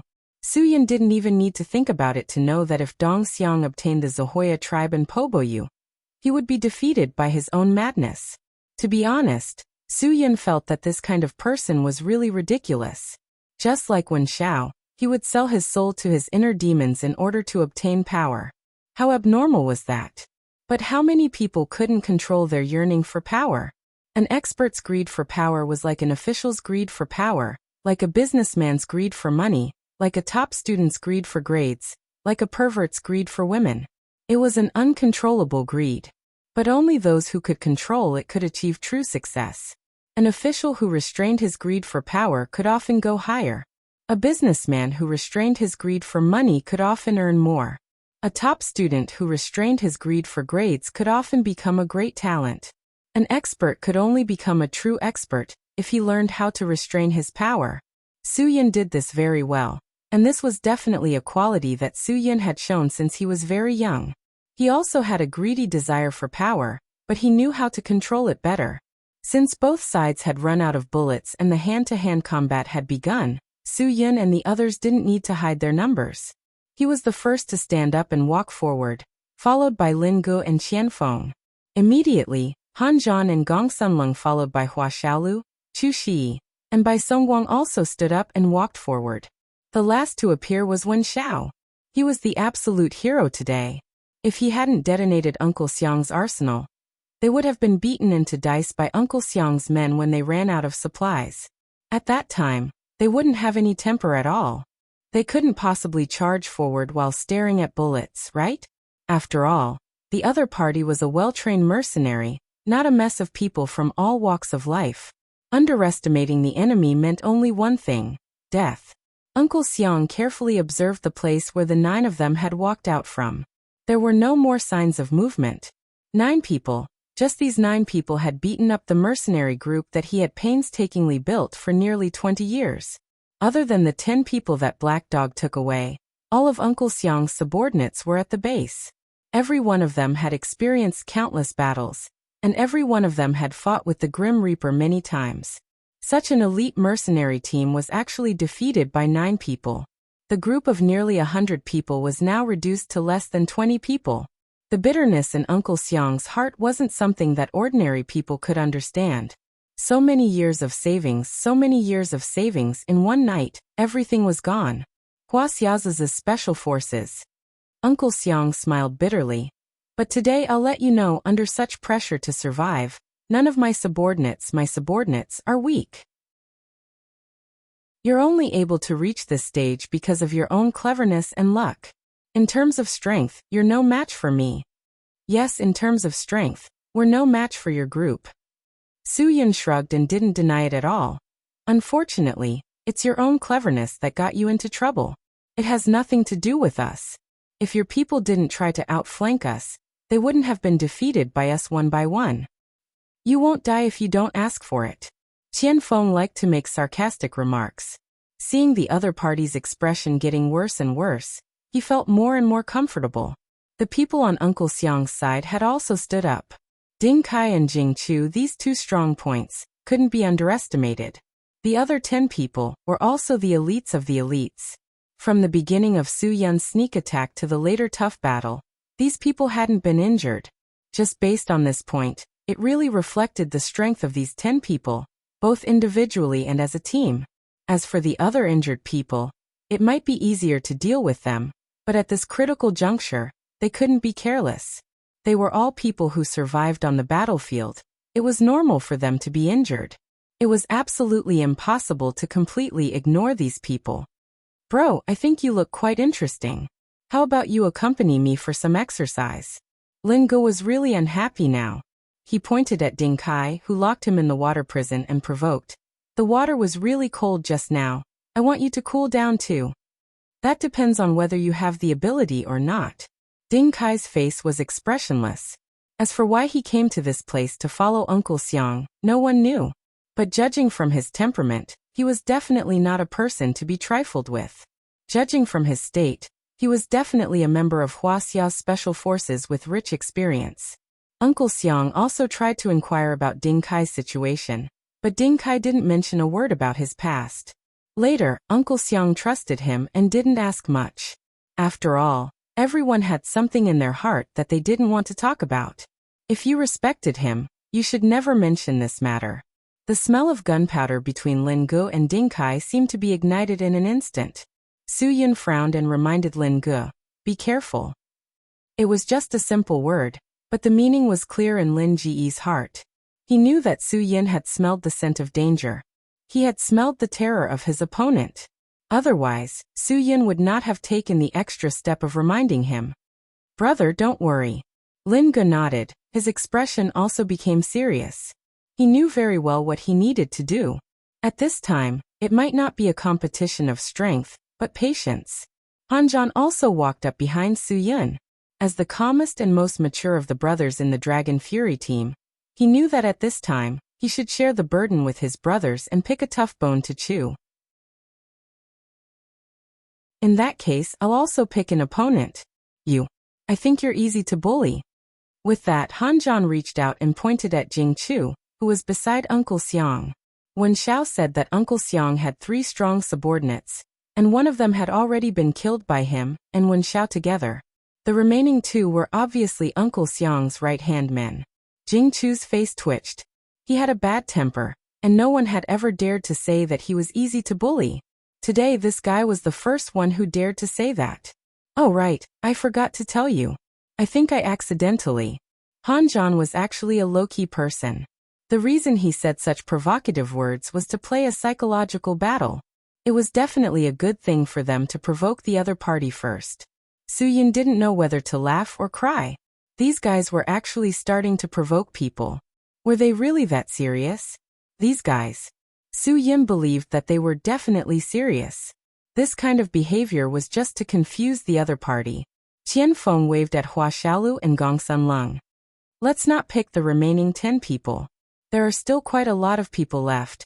Let's see who gets the most kills. Count me in."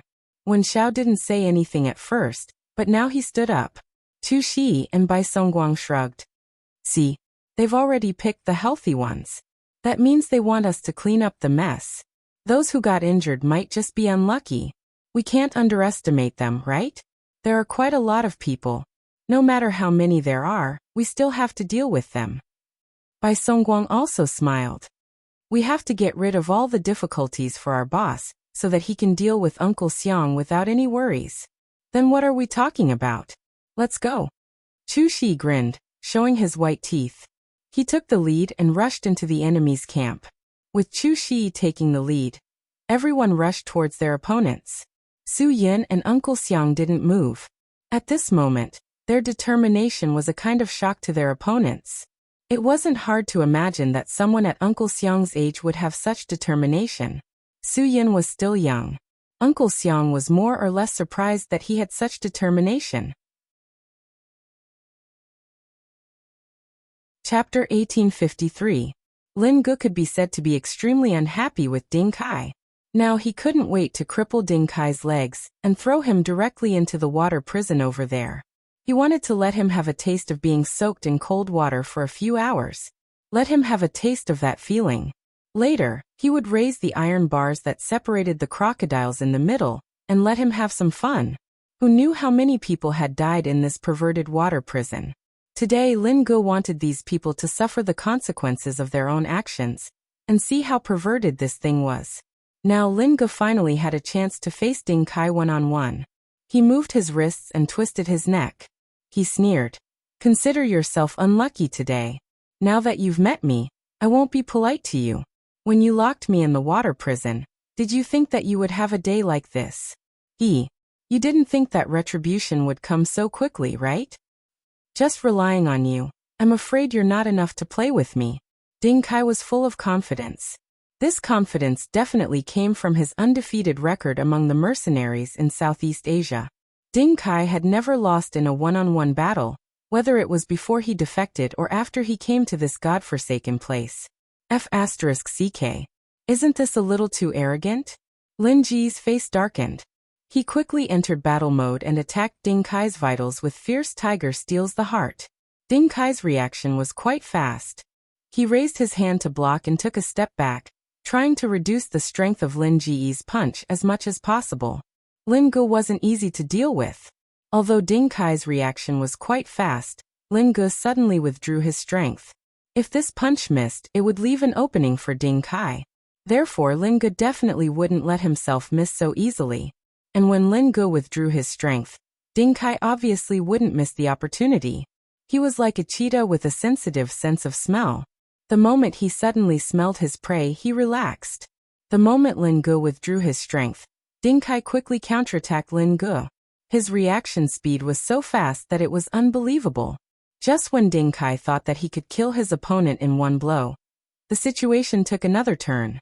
When Lin Ge suddenly withdrew his strength, he already understood that Ding Kai would not miss such a good opportunity to counterattack. Therefore, in the instant that Ding Kai violently counterattacked, Lin Ge leaned forward and attacked with a back thrust. This was rather sudden, so sudden that even Ding Kai had not expected it. Of course, he would never have thought that Lin Ji's withdrawal of power just now was just a setup. Lin Ge had executed this counterattack beautifully. No matter how fast Ding Kai's reaction was, he was still unable to dodge Lin Ji's ferocious punch. The punch to the chest caused Ding Kai to retreat a distance of 6 to 7 meters. Ding Kai only felt a fishy heat boiling in his chest, and he almost spat it out. But he knew very well that he had to endure. He forced himself to swallow this mouthful of blood, because his confrontation with Lin Ge was the first time the two teams had clashed. If he spat out this mouthful of blood, what would that mean? It would mean that they had lost the first round. Ding Kai was very clear on what a team needed the most. It needed confidence and courage. He couldn't destroy anyone's confidence, so he could only grit his teeth and swallow it. What a good counterattack. Too bad, your strength is too weak. Ding Kai's words were forcefully said, but no one could see it. Because after he took that punch, other than retreating a few meters, there was nothing out of the ordinary. In this kind of situation, most people would think that Ding Kai's retreat was not caused by Lin Ji's punch, but by himself to reduce the strength of Lin Ji's punch. This kind of psychological change was different. Uncle Xiang's people would be secretly happy, because they didn't think that Lin Ge had the advantage. Maybe Ding Kai's acting was too good, but even Lin Ge himself was a little confused. He even doubted whether his punch had hurt Ding Kai. This guy was actually completely fine. One had to know that in a confrontation like this, Lin Ge would not hold back. That was such a good opportunity, and that heavy punch was already Lin Ji's full strength. If Ding Kai was unharmed even after being hit by such a punch, it was definitely not good news for Lin Ge. Lin Ge frowned.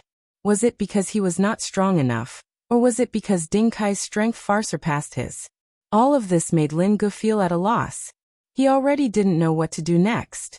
If Ding Kai's strength far surpassed his, then he would really be a burden in this battle. Ding Kai looked at Lin Ge with a contemptuous smile.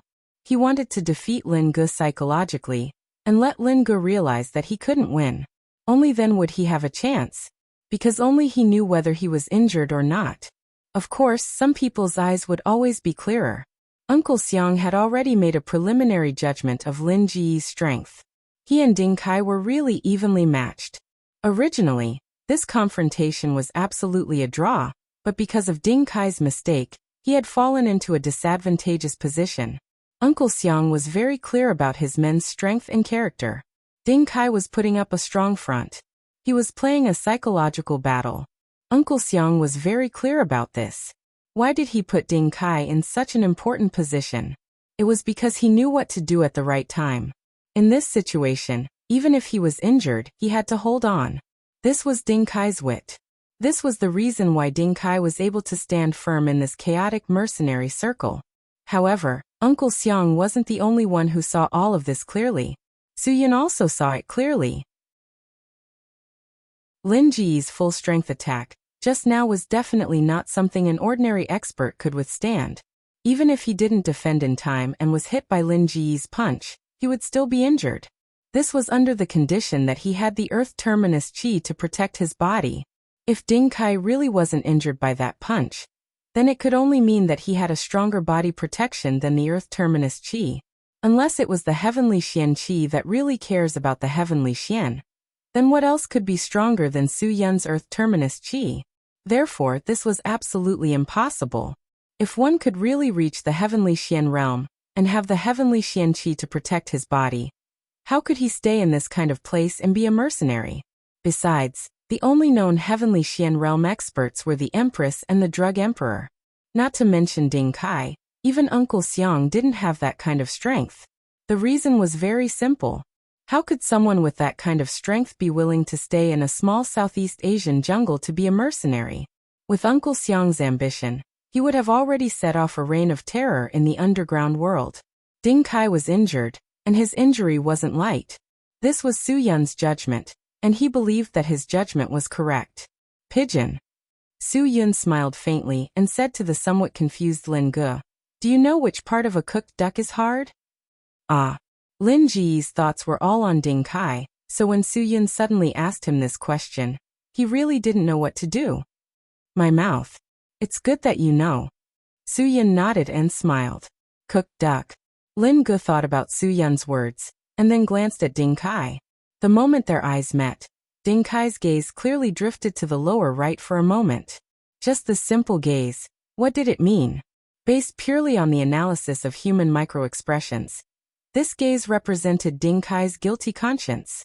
Even though it was just a fleeting gaze, it was caught by Lin Ge. Lin Ge looked at Su Yun again, and smiled knowingly.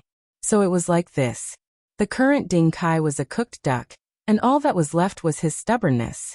Lin Ge, who had seen through everything, was in high spirits again.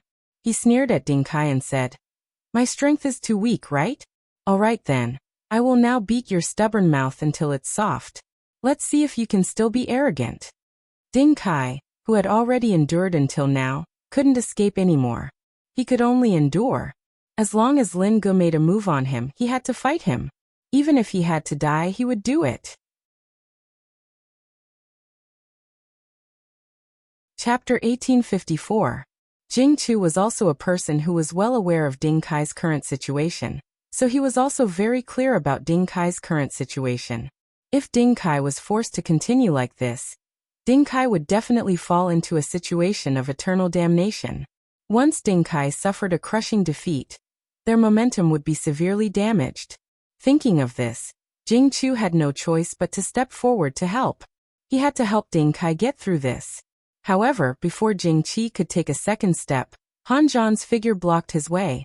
He raised his left arm and blocked Jing Chi's path. Han Zhan said seriously, "Your opponent seems to be me. If you want to help him, you have to step over my dead body.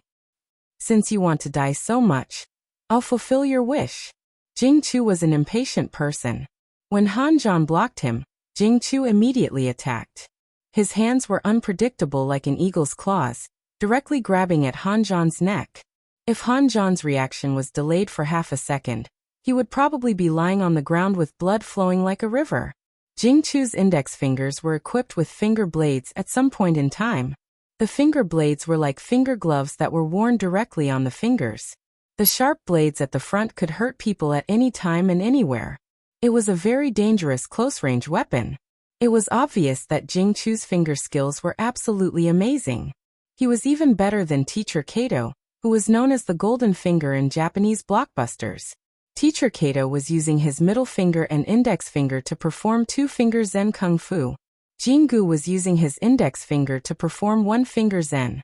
However, after the two of them attacked, the gap between their opponents was too big. Kato made his opponent bleed while Jing Chu made his opponent bleed. Therefore, Jing Chu's strength must be at least 28 streets ahead of Kato. They were not on the same level at all. Han Zhan did not dare to underestimate his opponent. When he went forward to stop Jing Chu, he did not expect him to be so vicious. Now it seemed that these people who had been in the mercenary circle for a long time were far more vicious than them. Han Zhan knew very well when to have a trace of kindness, and when to consider whether to spare the opponent's life. And now, the person he was facing must not be given any chance to breathe. Once the other party seized the opportunity, he would not hesitate to bite you to death. Facing such a person, Han Zhan had to bite him to death before he was bitten to death.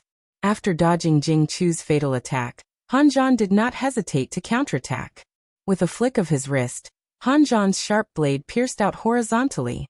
It shot out like an arrow, directly piercing towards Jing Chu's heart. Jing Chu's reaction wasn't slow either. He was forced back by Han Zhan's saber. Although he didn't let Han Zhan take advantage of him, the distance between him and Ding Kai was getting farther and farther. Right now, Ding Kai had already been forced back many steps by Lin Jiyi's continuous attacks. What was worse was that Uncle Xiang had to hold on in order to stabilize the morale of the army. He couldn't show any signs of panic, because the leader of the other party hadn't moved at all. In terms of determination, Uncle Xiang was already old, so he couldn't lose to a young man. Therefore, Jing Chu had to provide help to Ding Kai at this time. Other than him, there was no one else who could provide enough support to Ding Kai. Looking at the current situation, Qian Feng and Hua Xiaolu had already suppressed the remaining 10 elite soldiers. Chu Shi and Bai Songguang didn't show any mercy to the injured soldiers. They had the upper hand and didn't give the injured soldiers any chance to breathe. The only person he thought would definitely not lose, Ding Kai, was at a disadvantage right from the start. All of this forced Jing Chu into a desperate situation. He knew his own importance too well. If he lost the confrontation with the guy in front of him, it meant that they were completely defeated. At that time, Uncle Xiang would have no choice but to take action. This was a situation that hadn't happened in their mercenary group for many years. Jing Chu's pride would definitely not allow this to happen to him. If it wasn't for Uncle Xiang saving his life, he would have died in some corner of this forest. Today was the day that Jing Chu had to repay his kindness. He had to defeat the opponent in front of him, and then help Ding Kai deal with his opponent.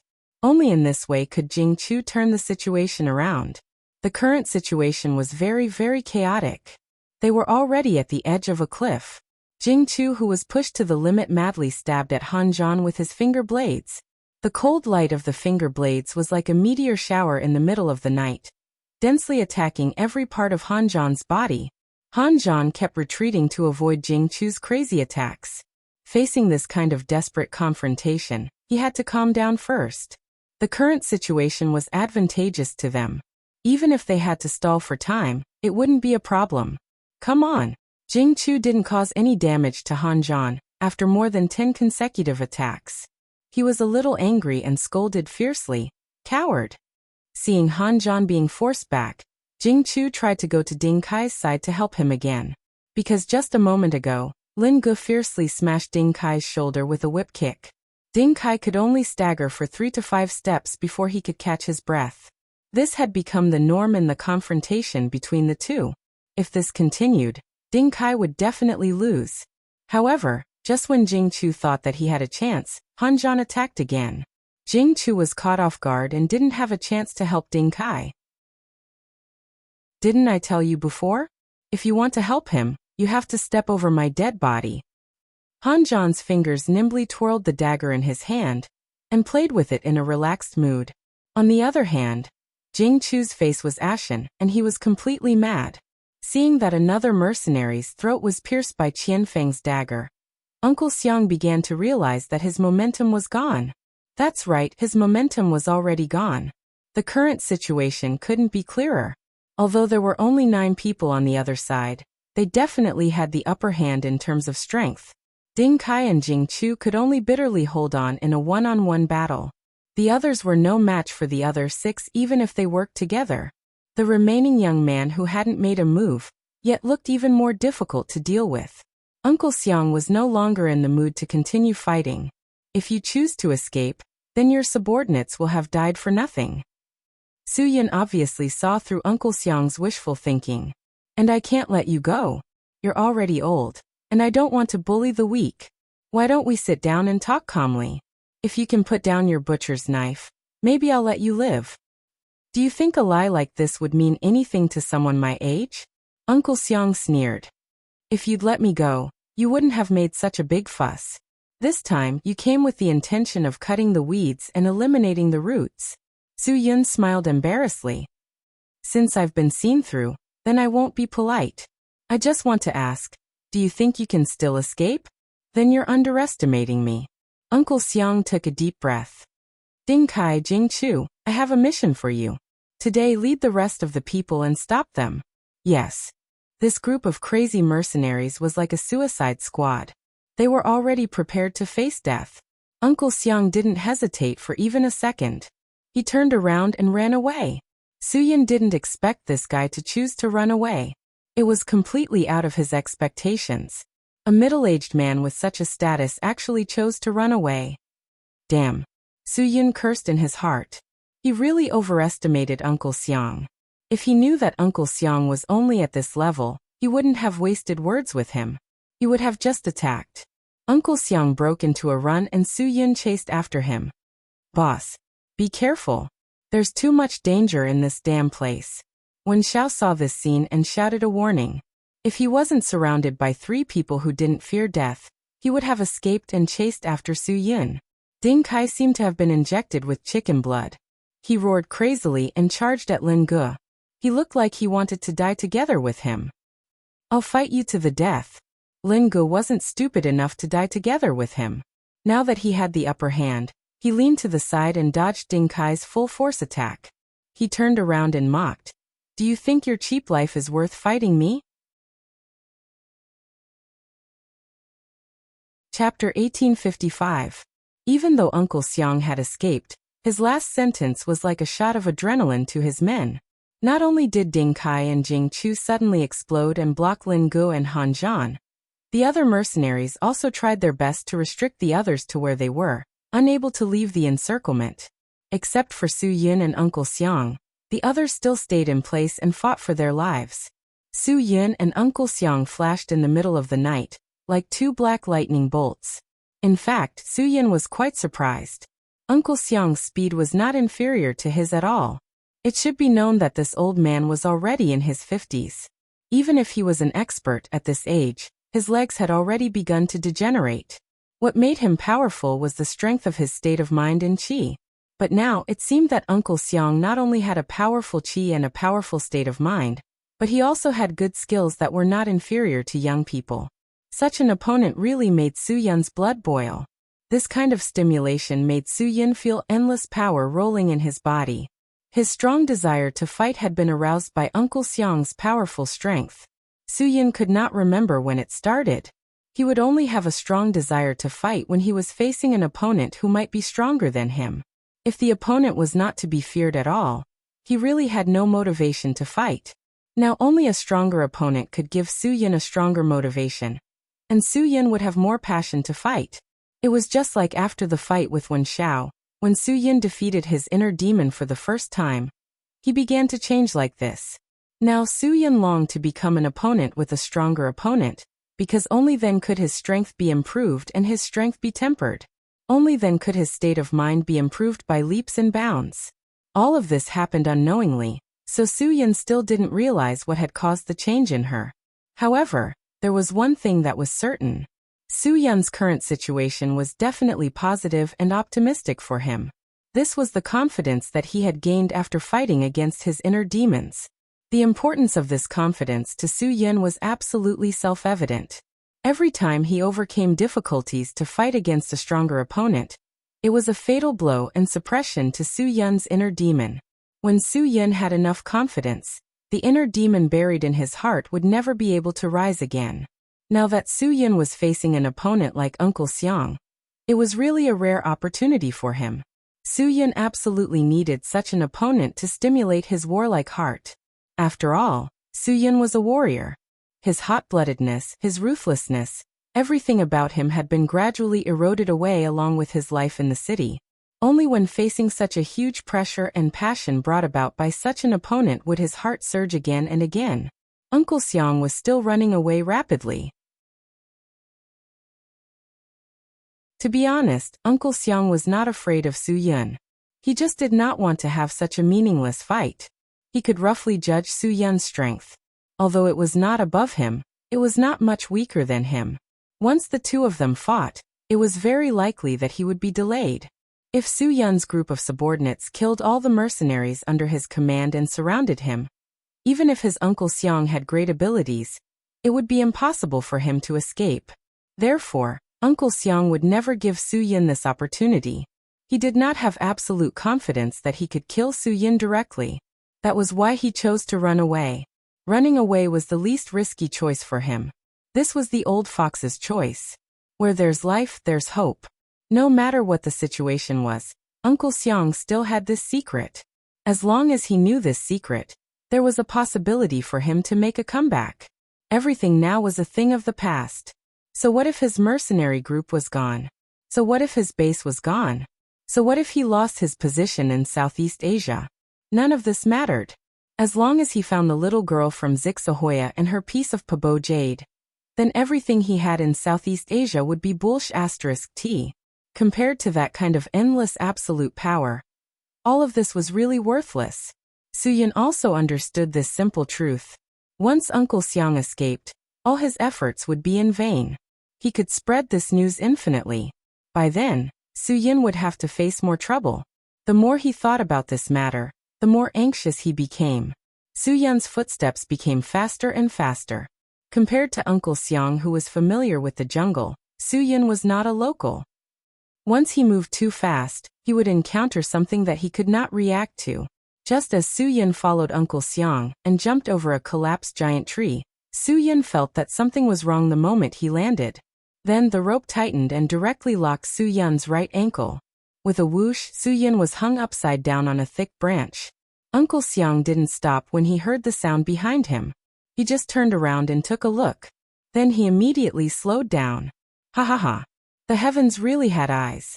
Who would have thought that this brat would stumble at such a crucial moment and fall into a trap set by someone? Mercenaries who lived in the jungle were very familiar with this kind of trap. No one would fall into it easily. Today, Su Yin fell into it because he was not familiar with this area. Uncle Xiang stopped. He couldn't help but feel lucky that everything had taken a turn for the better. At the same time, he felt like mocking Zhang Tai. Now Uncle Xiang wanted to thoroughly mock Su Yin and let him know what it meant to be immature. Ha ha ha ha. Who would have thought? Uncle Xiang smiled and walked to Su Yin's side. The king of the special forces of Huaxiao's special forces actually fell into such a small trap. If this news were to spread, wouldn't it be embarrassing? Su Yin's body was hanging upside down, and his whole head was filled with blood. Uncle Xiang, it seems that you are luckier than me today. This is not luck. Uncle Xiang said lightly. Do you know what is called prediction? When you cross an obstacle that prevents you from seeing what is behind, you have to be prepared. It was not that I did not step on the trap, but when I realized that there might be a trap here, I had already activated my aura. Therefore, after I stepped on the trap, I was not suspended. Do you understand? Su Yin laughed. Yes, it seems that no matter what kind of situation I encounter, the old ginger is really spicy. Uncle Xiang is indeed Uncle Xiang. You can even predict this in advance. No wonder you wanted to join the Special Operations Group that year. You have this ability. Uncle Xiang was quite happy to hear this flattery, but he did not care about it now.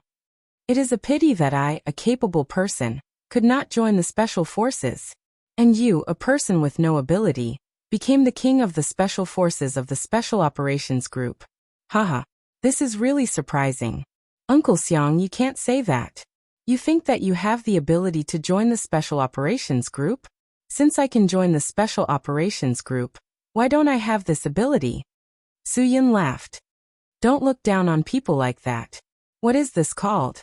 Looking down on people? Uncle Xiang sneered. This kid, he is already like this now, and he is still so stubborn. Humph, I want to see what other abilities you have. Let's see how much ability you have. Don't you think that killing you now is just a matter of moving my fingers? Where did you get the courage to challenge me? Uncle Xiang, I am not educated. Don't lie to me. You can kill me just by moving your fingers? Su Yin said disapprovingly. I think on this matter, you seem to have thought too little, right? When Uncle Xiang saw Su Yin's unfriendly smile, he suddenly had a feeling of realization. He suddenly realized that all of this was a *king trap. Su Yin was right. Since he could think that jumping over might be a trap, why didn't Su Yin think of it himself? Impossible. Su Yin must have thought of it. It was obvious that he was willing to fall into this trap.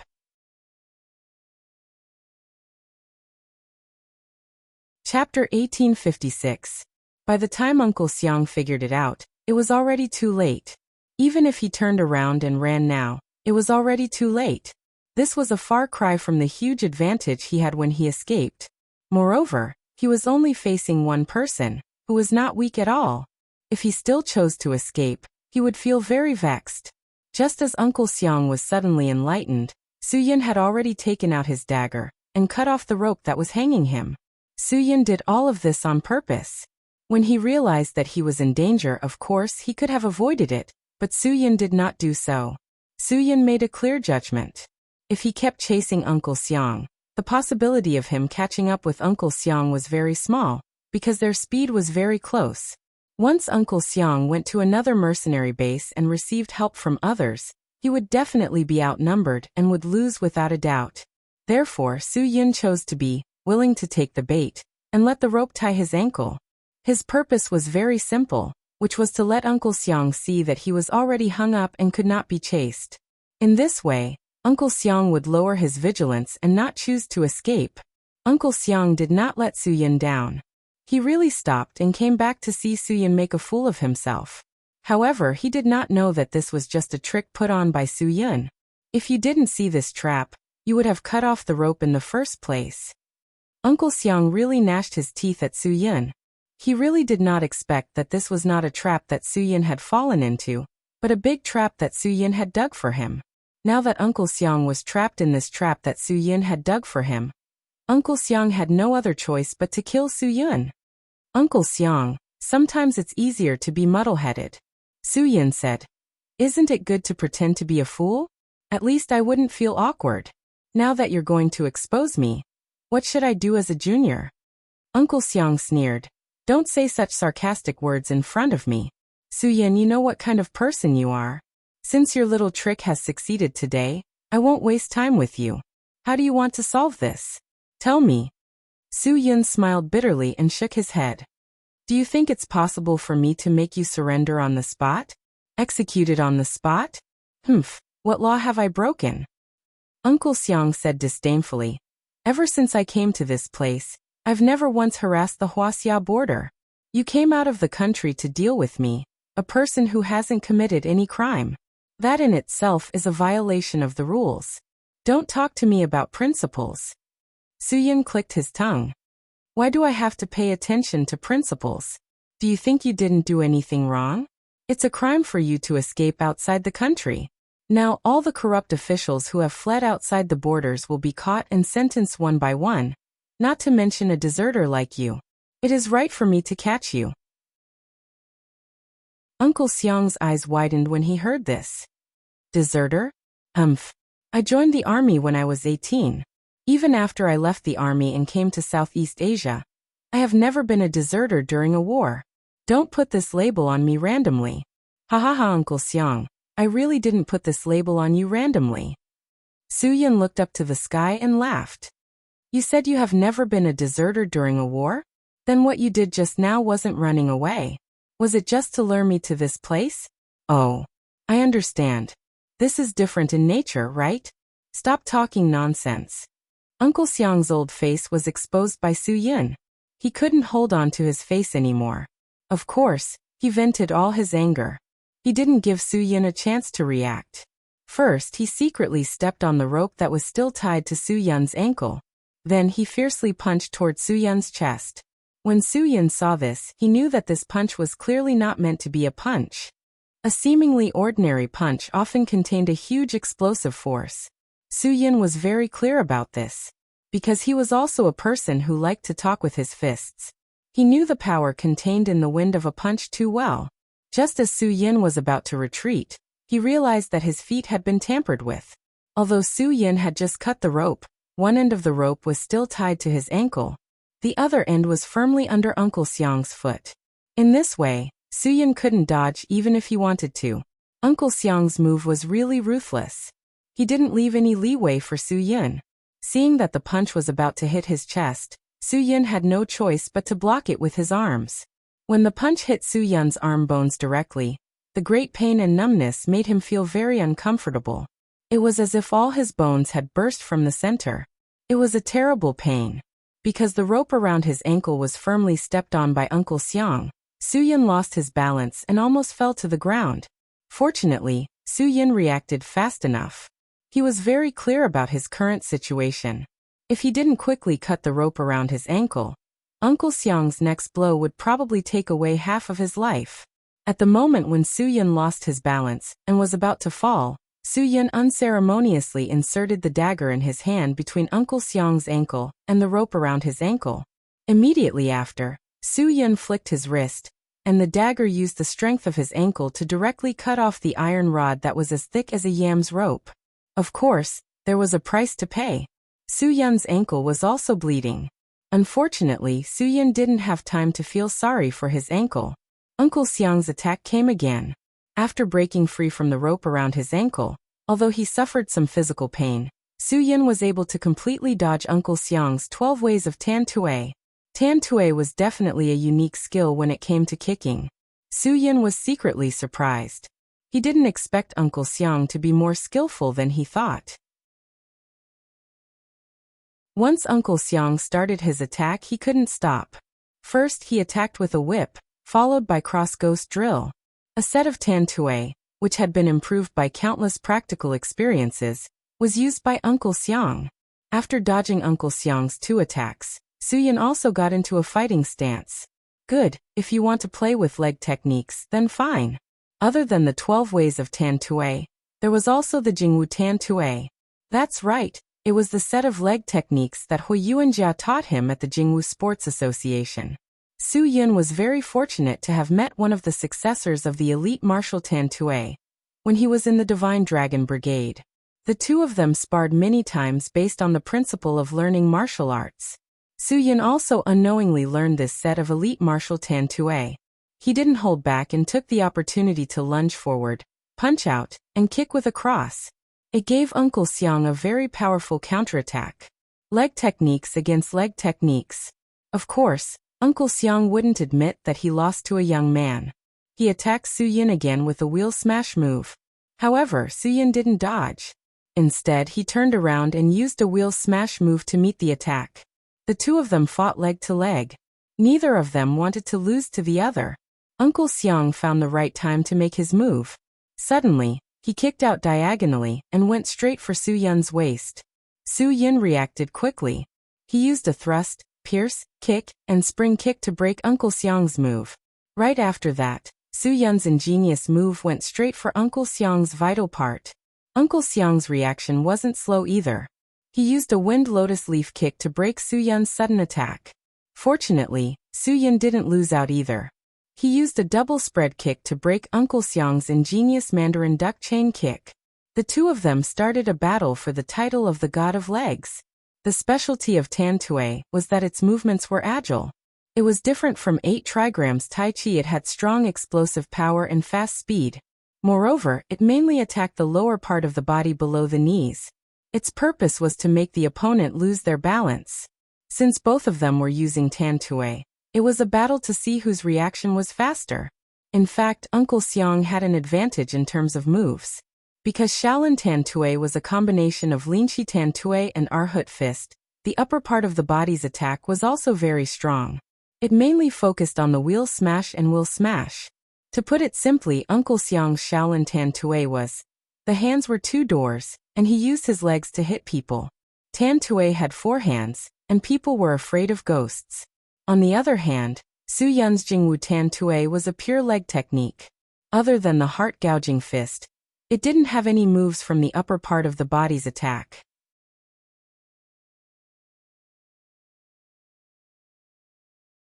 Chapter 1857. In theory, Su-yin would be at a disadvantage. After all, Huaxia's martial arts were about accumulation and accumulation. No matter how talented a person was, if he or she didn't have the heart to train hard for a long time, he or she wouldn't be able to become a master. Uncle Xiang had been accumulating and accumulating for so many years. He was much more skillful than Su-yin in controlling his moves and moves.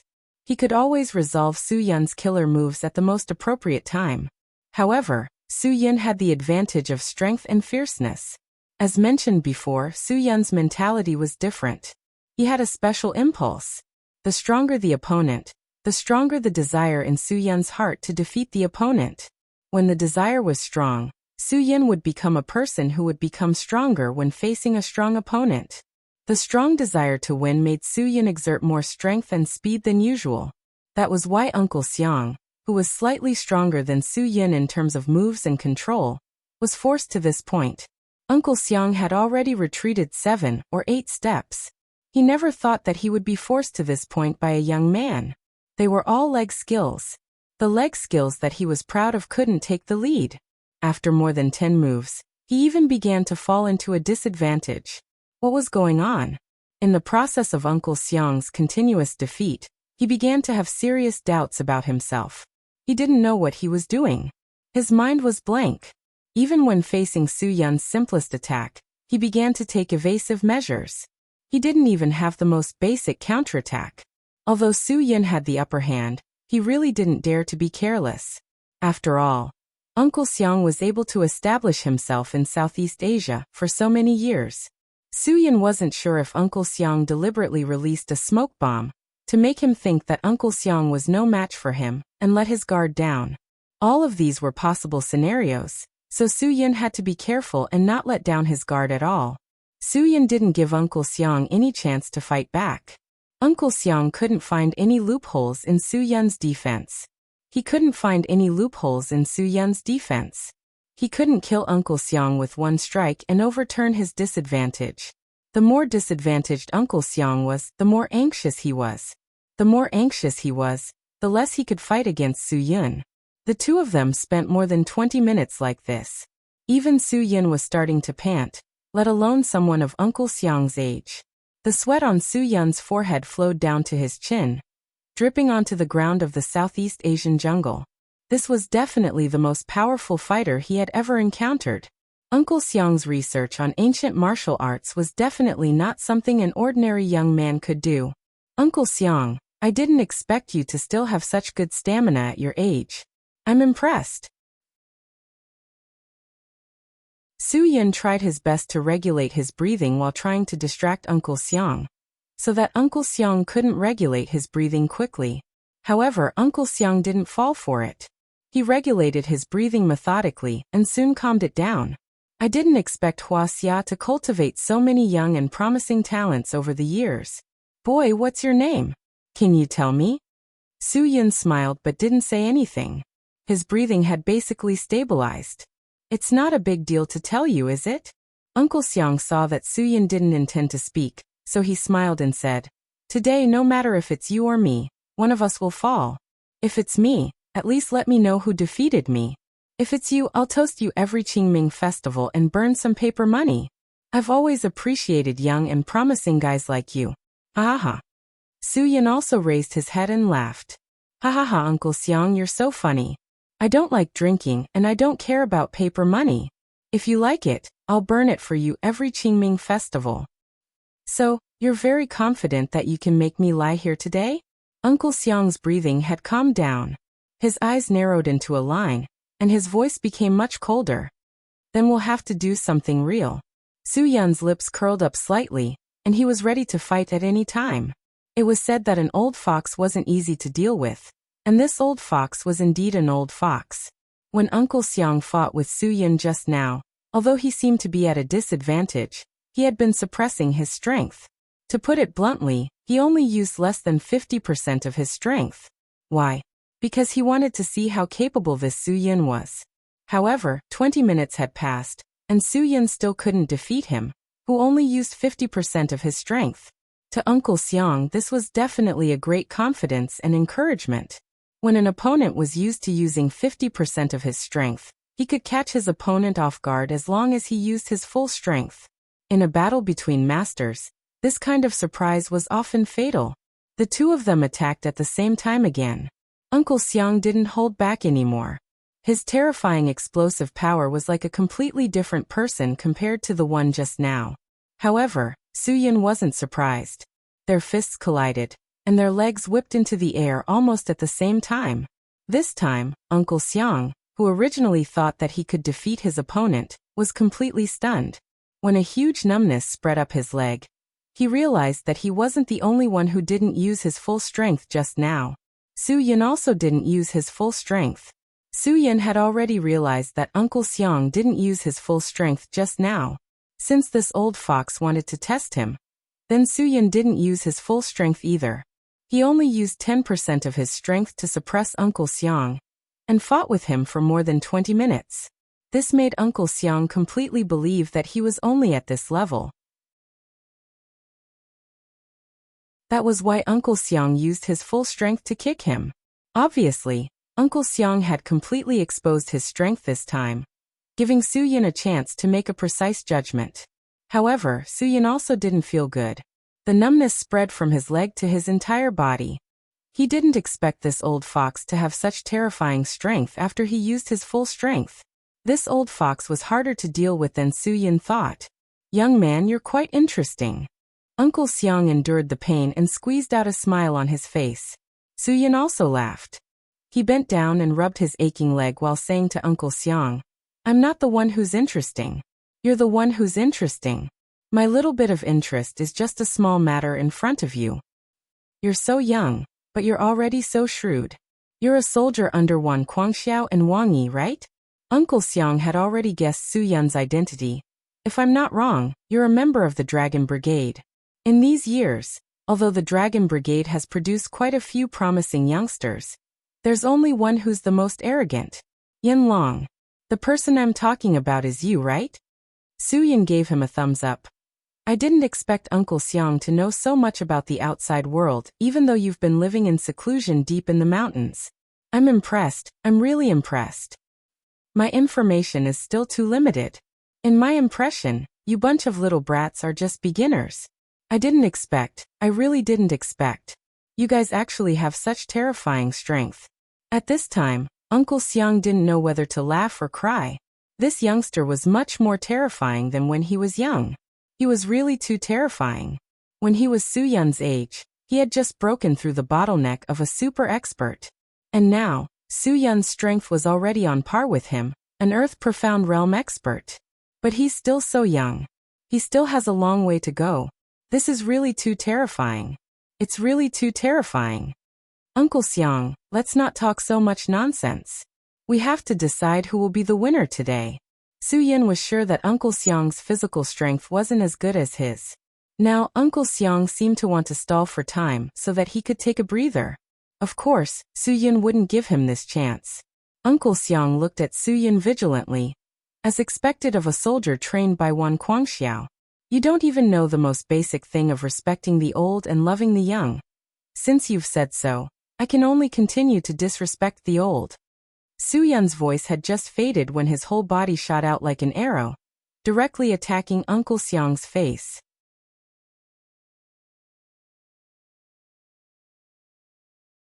Chapter 1858. Uncle Xiang had already expected that Su-yin would make a move, so he reacted almost at the same time. While neutralizing Su-yun's killing move, he also sent a tricky kick towards Su-yun's waist. Su-yin didn't hesitate either. He flipped the dagger in his hand and stabbed it towards Uncle Xiang's tricky kick. Faced with Su-yun's move, Uncle Xiang had to change his move. While withdrawing his kick, his fist turned into a knife and mysteriously chopped towards the back of Su-yun's neck. Su-yun's body flipped like a loach and dodged the attack. Then his knee fiercely hit Uncle Xiang's lower abdomen. Now Su-yun's fierce and explosive move made Uncle Xiang realize that he had to change his move. He didn't dodge Su-yun's knee, nor did he meet force with force. At his age, his bones were definitely not as hard as a young man's. Uncle Xiang used Cloud Hand to neutralize Su-yun's fierce move. He also used the force to reflect Su-yun's explosive attack back at him, making Su-yun suffer the consequences of his own actions. If Su-yun hadn't reacted fast enough and retracted his force in time, he would have been seriously injured. Now the two of them weren't just fighting with strength. They were fighting with wits and courage. Most of the time, when masters fought, the real winner didn't rely on strength, but on wits. A wiser judgment could always bring unexpected gains. After a few moves, the two of them were out of breath again. The more cautious and nervous the confrontation was, the more frightening it would be, and the greater the consumption of physical strength. Uncle Xiang didn't know how long he could hold on, nor did he know how long his subordinates could hold on. Time passed second by second.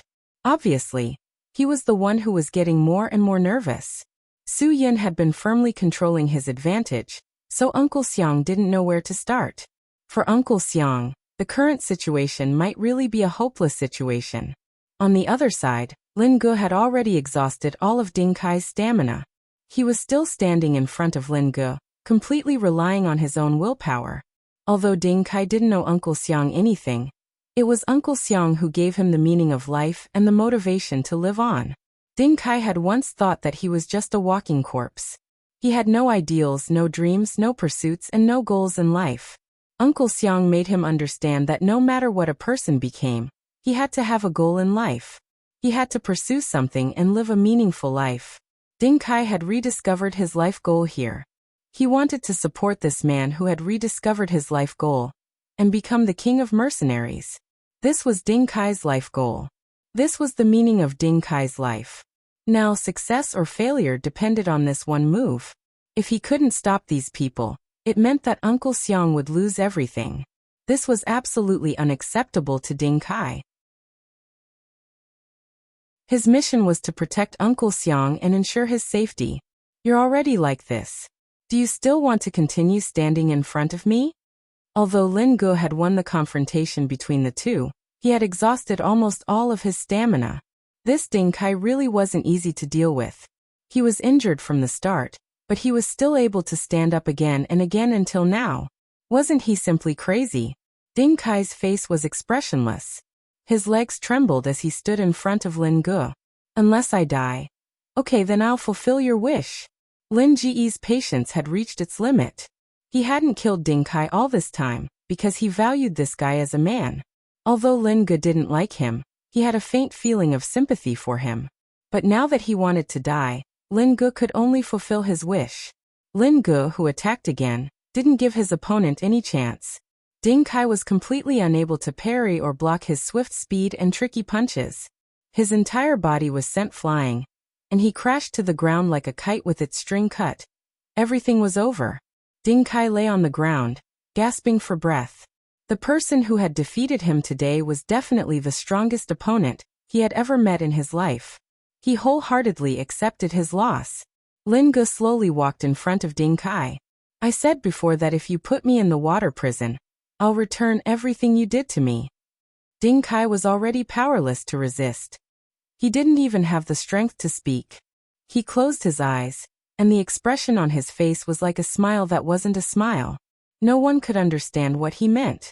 Only Lin Ge, as his opponent, could understand that Ding Kai was already powerless to fight back. Moreover, he was completely convinced of his own strength. Lin Ge grabbed Ding Kai's collar and directly dragged him to the side of the water prison. Without another word, he threw him down. Leaving behind a sentence, he turned and left. Good luck. To be honest, facing an opponent worthy of his respect, Lin Ge really couldn't kill him.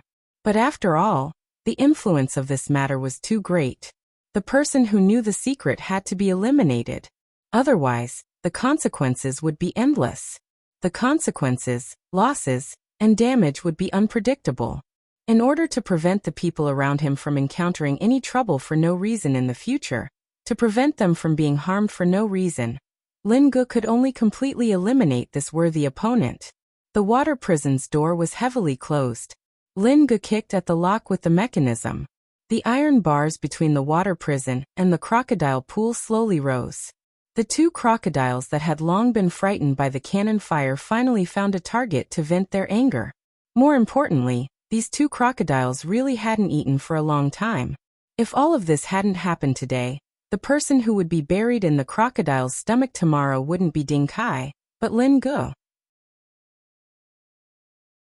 Up until Ding Kai's death, Lin Ge still respected him as a man. No matter how the crocodiles tore at him, Ding Kai didn't make a sound.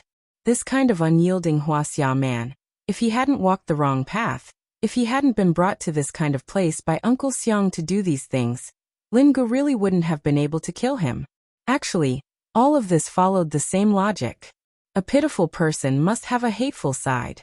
In this water prison, there were no less than 10 people who were fed to the crocodiles by Ding Kai. And today, he would die here. That was a well-deserved punishment. As Uncle Xiang's #1 valiant general, Ding Kai, had already been crippled. The bitterly supporting Jing Chu also didn't have a spiritual pillar. Originally, when Jing Chu faced Han Zhan, he didn't have the advantage.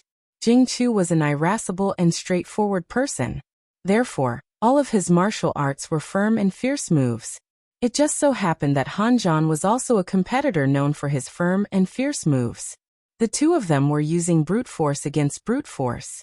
In this aspect, Han Shirhan had the absolute advantage. If Jing Chu knew some methods of using softness to overcome strength, then the one lying on the ground right now would probably be Han Zhan. But in this contest of strength and fierceness, Jing Chu completely lost. After Ding Kai was crippled, Jing Chu had already lost his last pillar of support. Han Zhan's heavy fists were like heavy bombs, ruthlessly smashing into his chest. Jing Chu fell heavily to the ground, a mouthful of pus and blood spurting out. He had already completely lost the strength to compete with Han Zhan. Is it worth it to risk your life for a guy who already escaped? Han Zhan more or less didn't understand. Jing Chu would risk his life for the sake of repaying a debt of gratitude. If it wasn't for Uncle Xiang, this life of mine would have been thrown away many years ago. I've been able to live until now because I've earned it. Today, dying for Uncle Xiang, I have no regrets. You're a real man. Han Zhan shook his head helplessly and said regretfully. After that, he threw the dagger in his hand to Jing Chu. End it yourself. Jing Chu bent down to pick up the dagger. He suddenly roared, but he didn't cut his own neck with the dagger. Instead, he staggered towards Han Zhan. Han Zhan grabbed Jing Chu's wrist and twisted it back. The dagger pierced Jing Chu's heart with a piu-chi sound. Jing Chu's whole body trembled a few times, and blood flowed out of his mouth. He wanted to say something, but was interrupted by the blood that kept coming out of his mouth. Finally, after his body violently convulsed, Jing Chu died with his eyes wide open. Han Zhan pulled the dagger out, wiped the blood stains on his clothes, and put the dagger back into the blade. Looking at the man in front of him who died to protect his master, he really felt a little pity. In fact, these people just took the wrong path. If they didn't take the wrong path, they would definitely be unyielding men in Huaxia's army. A person's life was predetermined by the heavens, and many things were arranged by fate. Take Su Yin for example. After leaving the Dragon Brigade, if he came to this place by chance, he would probably become one of these people, right? Fortunately, Su Yin's luck was better, and he wasn't that unlucky.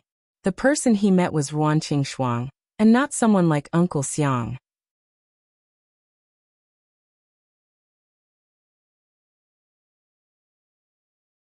Chapter 1859.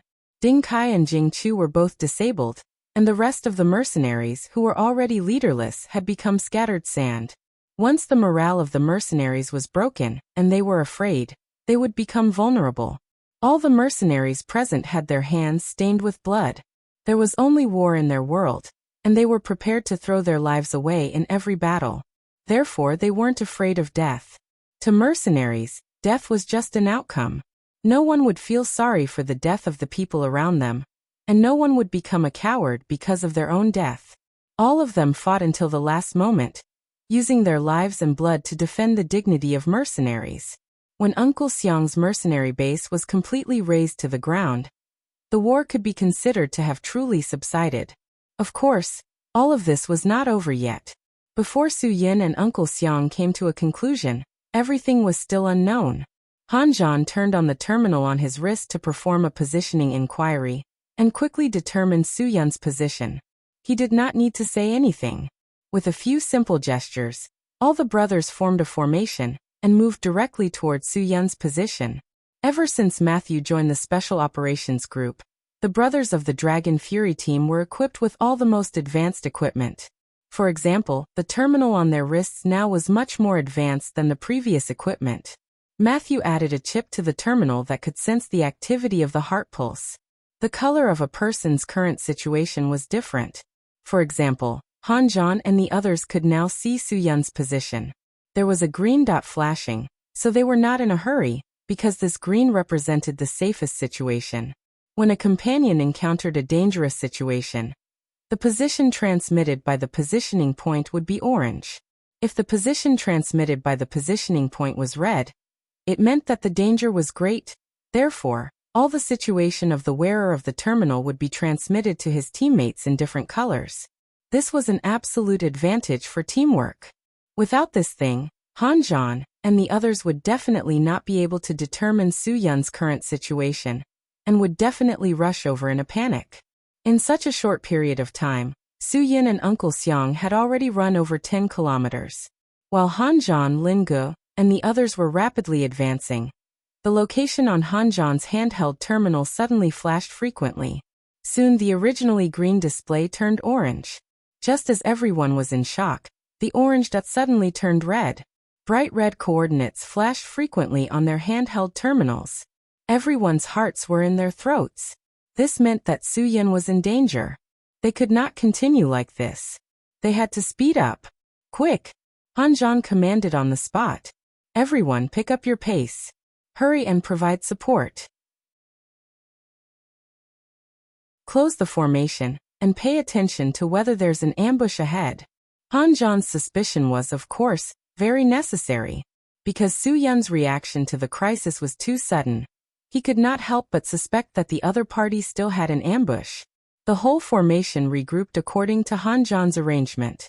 The two of them had to ensure that they were advancing quickly, and at the same time, they had to pay attention to the dangers in all directions. The atmosphere was very tense. Su Yun and Uncle Xiang's battle had already reached a white-hot stage. Uncle Xiang, who went all out, displayed a terrifying strength that was above the third level of the Earth Profound Realm. Su Yun, who was slightly weaker in strength, was continuously forced to retreat by Uncle Xiang. Uncle Xiang's madness made Su Yun think of a phrase: a trapped beast will still fight. Any beast that was besieged would still struggle in the end. A person in a desperate situation would definitely fight with his life on the line. That was why Uncle Xiang was able to regain the upper hand many times. It was because he knew very well what would happen if he lost. Su Yun was knocked down many times, but he never gave Uncle Xiang a chance to escape. Because he also knew very well that once Uncle Xiang left his sight again, he would never have a chance to find this person again. This was his only chance, and it was also a chance that he had to seize. The secret of Guogua's identity was on this person. If he escaped, what would it mean? Su Yun knew very well. He constantly used this point to stimulate himself, so that he could barely contend with Uncle Xiang, who was like a trapped beast. Su Yun's left forearm was cut, and the terminal on his wrist was also cut off and fell into the mud. Half of his arm was bleeding, and his right hand was holding the dagger in a reverse grip. In front of him, Uncle Xiang was also injured. The knife wound on his right shoulder was shocking, and it was quite deep. It could be seen that the two of them had a very fierce hand-to-hand fight just now. Both of them had serious knife wounds, and both of them had different degrees of blood loss. On this point, Su Yun had the upper hand, because his left arm was injured, while Uncle Xiang's right shoulder was injured. Basically, he could not lift his entire shoulder. After all, they were both Huaxia people. Their right hand was the dominant hand. Once the right hand was injured, it was very normal for them to be at a disadvantage. The injured Uncle Xiang was very clear about his situation. He decided to end the fight quickly. Otherwise, he would definitely be the one who lost if the fight continued. Relying on his familiarity with this area, Uncle Xiang randomly grabbed a plant from somewhere, quickly stuffed it into his mouth, chewed it, and spat it out on his palm. He then applied it to the wound on his right shoulder. Su Yun also knew that there were some plants in the jungle that could be used to stop bleeding, and even relieve pain. However, in the dark, facing an opponent who was staring at him covetously, Su Yun really did not have the chance to look for it carefully. He was not as familiar with this place as Uncle Xiang, and he would know if there were any hemostatic grass at a glance. After quickly stopping the bleeding, Uncle Xiang did not give Su Yun any chance to breathe. He grabbed at Su Yun's face. Although Su Yun's left arm was injured, he did not hesitate. He gritted his teeth and raised his left arm to block, while his right fist was aimed at Uncle Xiang's heart. Almost at the same time, both of them were hit. Uncle Xiang felt a tightness in his chest and quickly retreated a dozen steps. Even so, he could not resist Su Yun's punch. The huge tightness in his chest made him unable to stand, and he knelt heavily on the ground with one knee. In order to take advantage of this punch, Su Yun of course paid a lot. His already injured left arm was hit by Uncle Xiang's punch, and the wound was obviously torn again. Unfortunately, he came here in a hurry this time, and did not bring enough emergency medicine. Now he could only force the wound and endure the severe pain. Uncle Xiang's momentum was really gone. When he could not resist Su Yun's attack, he had already lost. Every time Su Yun landed an effective hit on Uncle Xiang, he would cause great damage to him. Although Uncle Xiang also had the protection of earth-killing energy, the fist force of an earth-profound realm expert was not as simple as just containing a little bit of qi. The pressure contained in the fist force could definitely cause internal damage to the opponent.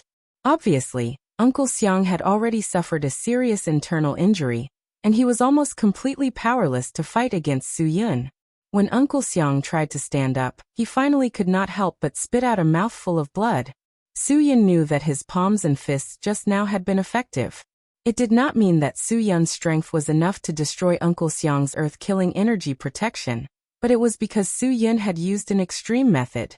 Every time he had a 100% chance of injuring Uncle Xiang, Su Yun would release the demonic qi that was surging in his heart. Just releasing it for a moment, in that moment, Su Yun's strength would often experience a qualitative change. It was because Su Yun had the experience of suppressing his inner demon that he became bold and reckless. It was true that his behavior was truly audacious. Although Su Yun was very clear that his actions were the same as Wen Zhao's in the past, releasing his inner demon for power, he had no other choice now. Su Yun was confident that he could control it to a certain extent, and would not let the demonic qi that was suddenly released become uncontrollable. As long as he could control it, everything would be fine. Huff, huff, huff. Uncle Xiang panted heavily. He did not believe that Su Yun had the strength to hit him. But now this was the truth, a truth that he could not avoid. He had lost, he had really lost, he had lost completely. Even if he persevered, he would not have the ability to change the situation.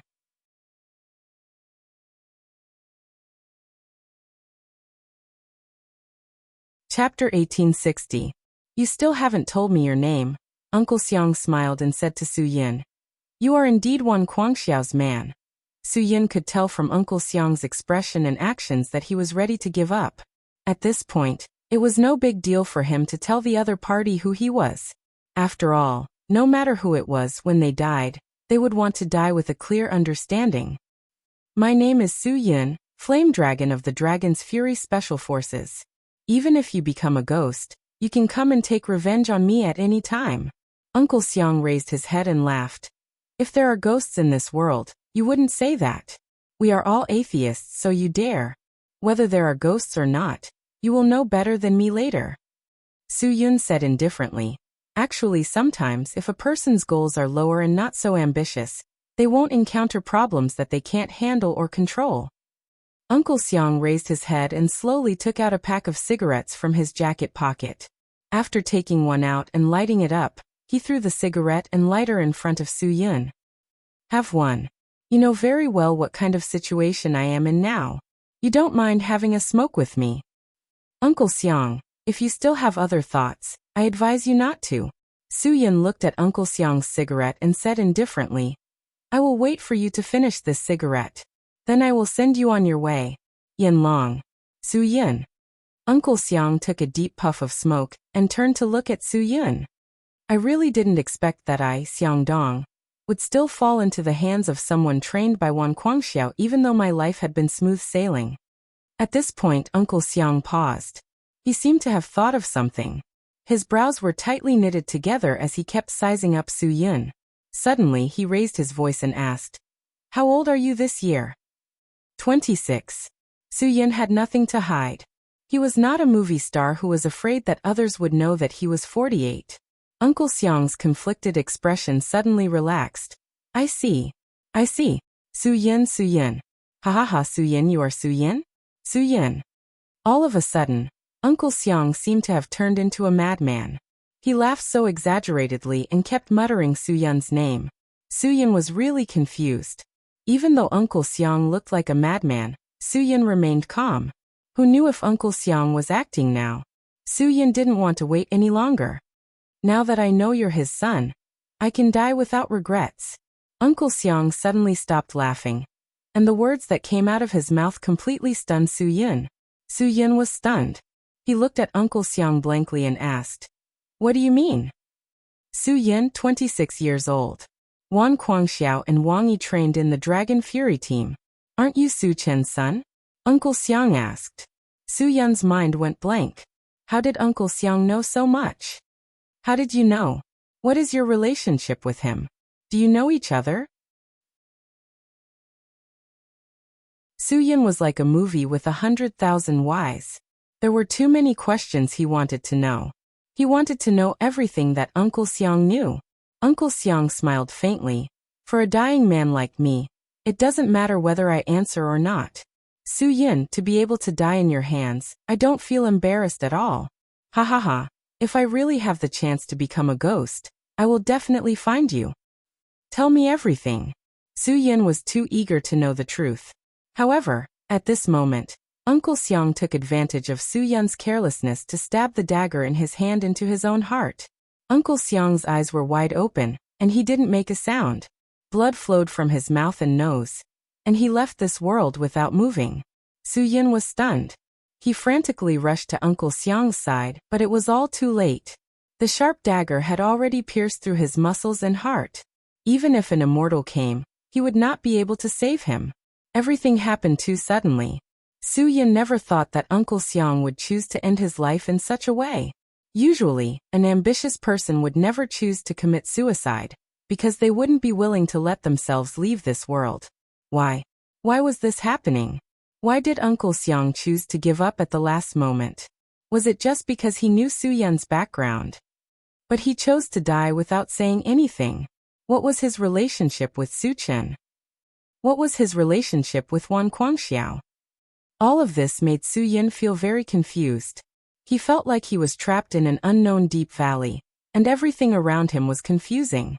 Suyin wanted to know too many things, but what he got was pitifully little. Uncle Xiang's words before his death almost made his brain explode. How did Uncle Xiang know about his background? This was something that very few people knew about. How did he know? Looking at Uncle Xiang's bleeding chest, Suyin was silent for a long time. He lowered his head and picked up the pack of cigarettes on the ground. He took out one, lit it, and took a deep puff. He choked and coughed many times before he stopped. Suyin took a deep breath. If he could stop Uncle Xiang in time and prevent him from committing suicide, perhaps he would know all the answers he wanted to know now. Since Uncle Xiang knew about his background and his father, maybe he knew where the prison was. All of this made Suyin very upset. He really regretted it so much that his intestines turned green. Why didn't he think that Uncle Xiang would choose to commit suicide? The interruption of the message made Suyin feel very depressed. If Uncle Xiang hadn't said so many things, he really wouldn't have felt anything. But now it was different. Now he knew that a dead person knew too many things that he didn't know. This was the most unacceptable thing. Suyin smoked the cigarette in his hand fiercely, and looked down at Uncle Xiang, who had completely left this world. Was he afraid that he would ask him these questions? What was there to be afraid of when a dying person was going to die? No, right? Suyin, who was upset and depressed, waved his fist fiercely and hit a big tree heavily. Suyun's fist print was clearly left on the tree trunk. The peeling bark was so dazzling. Suyin leaned heavily on the tree trunk, and his body slowly slid down. He really felt that he had no strength at all, especially his legs, which were so heavy that he couldn't even lift them up. It was as if they were filled with mercury. In the quiet night, a fierce battle started quietly and ended quietly. Everything was so sudden. This night was destined to be a sleepless night for all the mercenary groups in Southeast Asia. Everyone was speculating about what might happen. Everyone was worried about whether they would become cannon fodder today. Death was not terrible. What was terrible was the illusion of death. Suyin took out another cigarette and lit it. He let himself get lost in the smoke, as if this could relieve and relax his aching head. Nicotine could make people confused, make people's heads empty, and make people's thoughts hazy and fuzzy. Now that everything was over, Soo-Yun should really let his tired body get some rest. In the darkness, the flame on the cigarette became brighter and brighter with each deep breath Soo-Yun took.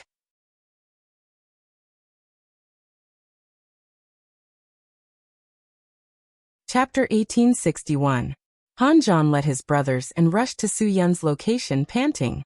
Everything in front of them made them feel incredulous. Although their handheld terminals showed that Soo-Yun was in a red high-risk state. In fact, Soo-Yun was just sitting quietly beside a big tree, smoking the cigarette in his hand. Just at Soo-Yun's feet, 4 or 5 cigarette butts were thrown to the side. Opposite Soo-Yun was Uncle Seong, who had committed suicide. His hand was still on the hilt of the knife in his chest, and his eyes were still open. He looked at the dark night sky with empty eyes, as if his soul had not gone far, and he wanted to see his soul completely disappear into the sky. Huff! Soo-Yun fiercely smoked the cigarette in his hand. It was as if this was the only thing that could control his wild thoughts. "Brother, what's going on?" Lin-Ge walked forward and asked. From the looks of it, although the two had gone through a very difficult struggle, Uncle Seong had died of suicide in the end. Even Soo-Yun could not understand this, let alone the others. He gave up on himself just like that? Soo-Yun did not speak, but just nodded. He looked at his brothers and none of them were missing. Although they had all suffered different degrees of minor injuries, it did not matter. As long as they were all alive, that was enough. As long as no one died, that was Soo-Yun's bottom line. "Boss, are you thinking about something?" Qian Feng realized that something was wrong with Soo-Yun. "Did this old fox say something to you before he died?" "Let me tell you, this is probably a psychological stab. This is a very popular method now. Losers like to use this method on winners. This is a psychological stab. Don't be stimulated by the old fox's words before he died." Soo-Yun stood up, threw the cigarette butt under his feet, and stomped it out. "Let's go. Boss, you don't seem to be in the right state."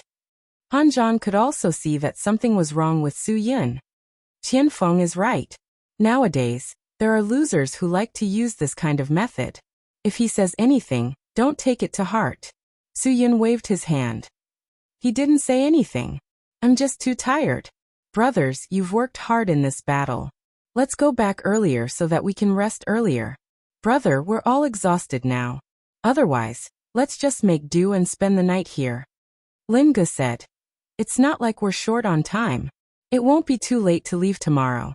We'll take turns to be on duty tonight. You should have a good rest tonight." "Yeah, I think so too." Qian Feng said. "How about this, you guys rest first, I'll be on night duty. If I get sleepy later, I'll let the pigeon take my place." Soo-Yun shook his head resolutely, rejecting the suggestion. "We have to leave this area tonight. If we leave tomorrow, I don't know how many people will be surrounded by in this area. We don't know how many mercenary groups there are in Southeast Asia." "Yeah, boss is right." Han-Jon nodded. "What's important is that we've run out of ammunition and food. Once we encounter a large-scale armed conflict, we can only take a beating. We won't be able to fight back at all. If only Uncle Seong's armory hadn't exploded. At least, they could have replenished some weapons and ammunition. However, this was all in hindsight. If the armory hadn't been destroyed, they probably wouldn't have finished the battle. They might even be taking a beating.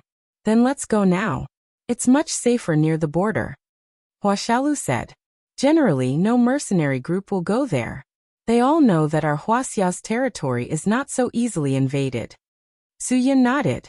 This was considered an order. He took the lead and led his brothers back to the border. When Xiao walked at the back of the group, he turned back to look at this piece of land. The few years he had spent here had really been wasted.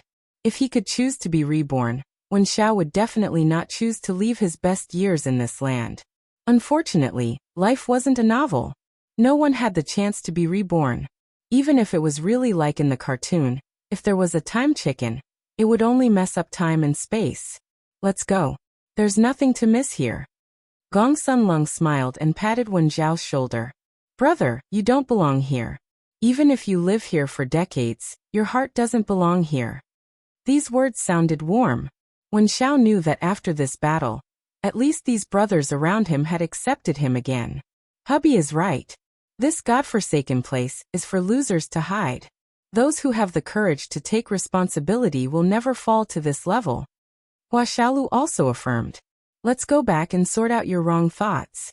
A prodigal son turning over a new leaf is more precious than gold. The way you two address each other is a bit ambiguous. Aren't you full of passion, hubby? Hua Xiaolu's address to Gong Sunlung relaxed the whole atmosphere. If I call him father-in-law, he definitely won't be happy. Hua Xiaolu laughed. Gong Sunlung glared at him. You're the father-in-law. Believe it or not, I'll cripple you right now. Hey, we're abroad. Don't be so gay, okay? Qianfeng coughed and said, if outsiders see this, it will ruin our tall and mighty image. If there's any problem, we can solve it at home. Let's not be so crazy here. While talking and laughing, the group quickly left Uncle Xiang's territory. This central point was bound to be surrounded by many people who came to watch the show tomorrow. Leaving in advance was definitely the best decision. Although the atmosphere along the way was very good, Han Zhan could still clearly feel that Su Yun's mood was not right. He didn't have the excitement and joy of victory. Instead, he was disappointed and blamed himself. Although Han Zhan really wanted to help Su Yun solve this problem, he couldn't say it because he didn't know how to say it. He also didn't know what the problem was, so he really wanted to help but couldn't. Han Zhan, how are the brothers recently? Are they all good? Su Yun suddenly changed the topic. Han Zhan suddenly became spirited. They're all good. I just hope that you can go back and visit more often in the future. The two chatted, and finally, Su Yun's attention was diverted. After a long night of running, when the sky was slightly bright, they finally arrived at the border. As long as they crossed the border, everything would be over. As the sun rose in the east, Su Yun and the others finally dragged their tired bodies back to the land of Huaxia. On the way back, Han Zhan also got in touch with the people of the border police force. As soon as they came back, the border police force arranged a car to pick them up. After the group returned to the arranged guest house, they ate a big meal, and then fell asleep in their rooms. They slept for a whole day and didn't open their sleepy eyes until the evening. Su Yun and the others expressed their gratitude to the border police force. They were about to leave and return to Yanjing. The leaders of the border police force also knew that they had a special identity and couldn't stay for long. After eating dinner together in the evening, they quickly booked tickets and arranged a car to send them to the airport. Of course, Lin Ge didn't go with them. After dinner, he drove away from the border area and rushed back to Qingdao to report the good news.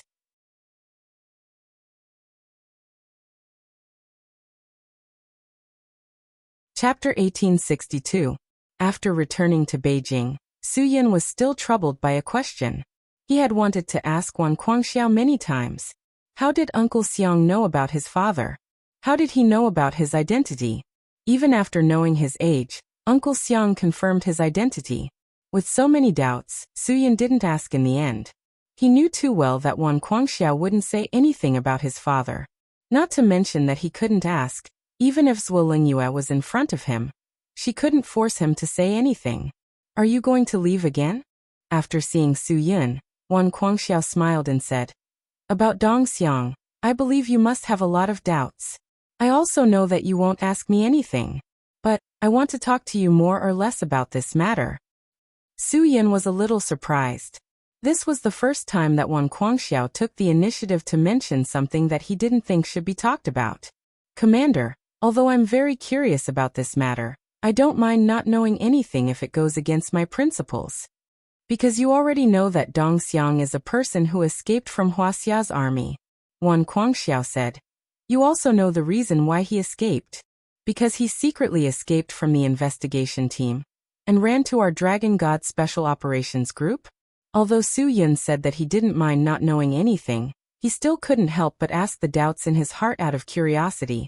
Did our team refuse him? Of course we didn't reject him, Wan Guangxiao said. In fact, we planned to recruit him after he finished his service. He was very likely to become another top-notch captain of the Dragon Brigade. Unfortunately, he didn't wait for that time. The one who ruined him was himself. He didn't even have a little determination. We can only say that we are very disappointed in him. As Wan Guangxiao spoke, he coughed a few times and raised his head to look at Su Yun. Do you know why he had to choose our dragon brigade? Wan Guangxiao threw the question to Su Yun, his gaze fixed on Su Yun. Su Yun thought for a long time and finally shook his head. I don't know. Because of your father. Wan Guangxiao said lightly. Yi Xiang and your father were both from the same investigation team. The two of them were sworn enemies when they were in the reconnaissance team. They were competitive and would do anything for the sake of victory and first place. Of course, this is the most basic requirement to join the Dragon Brigade. And then? Su Yun knew that what happened next was the main point. He and my father. Only your father was selected for the Dragon Brigade. Wan Guangxiao said coolly. They are different from me. I was groomed by the country since I was young. After I came back, I became the cornerstone of the Dragon Brigade. Before that, there was no special operations group. Thus, they could only compete within their own investigation teams. With the special operations group, things were different. They hoped to be able to display their strength in front of more people. Su Yun sat quietly before Wan Guangxiao, quietly listening to his story. Unfortunately, back then, the Dragon Brigade was not as strong as it is now. Thus, we could only choose a small number of people. Wan Guangxiao's voice was a little hoarse. We can only choose the most outstanding one among the various reconnaissance teams and Dalian teams in the country. There is only one person for each team. Su Yun was slightly surprised. Yes, only one. Wan Guangxiao shook his head helplessly. That is the country's strength. The country only has this strength. Thus, we could only let a portion of the soldiers become the country's special forces.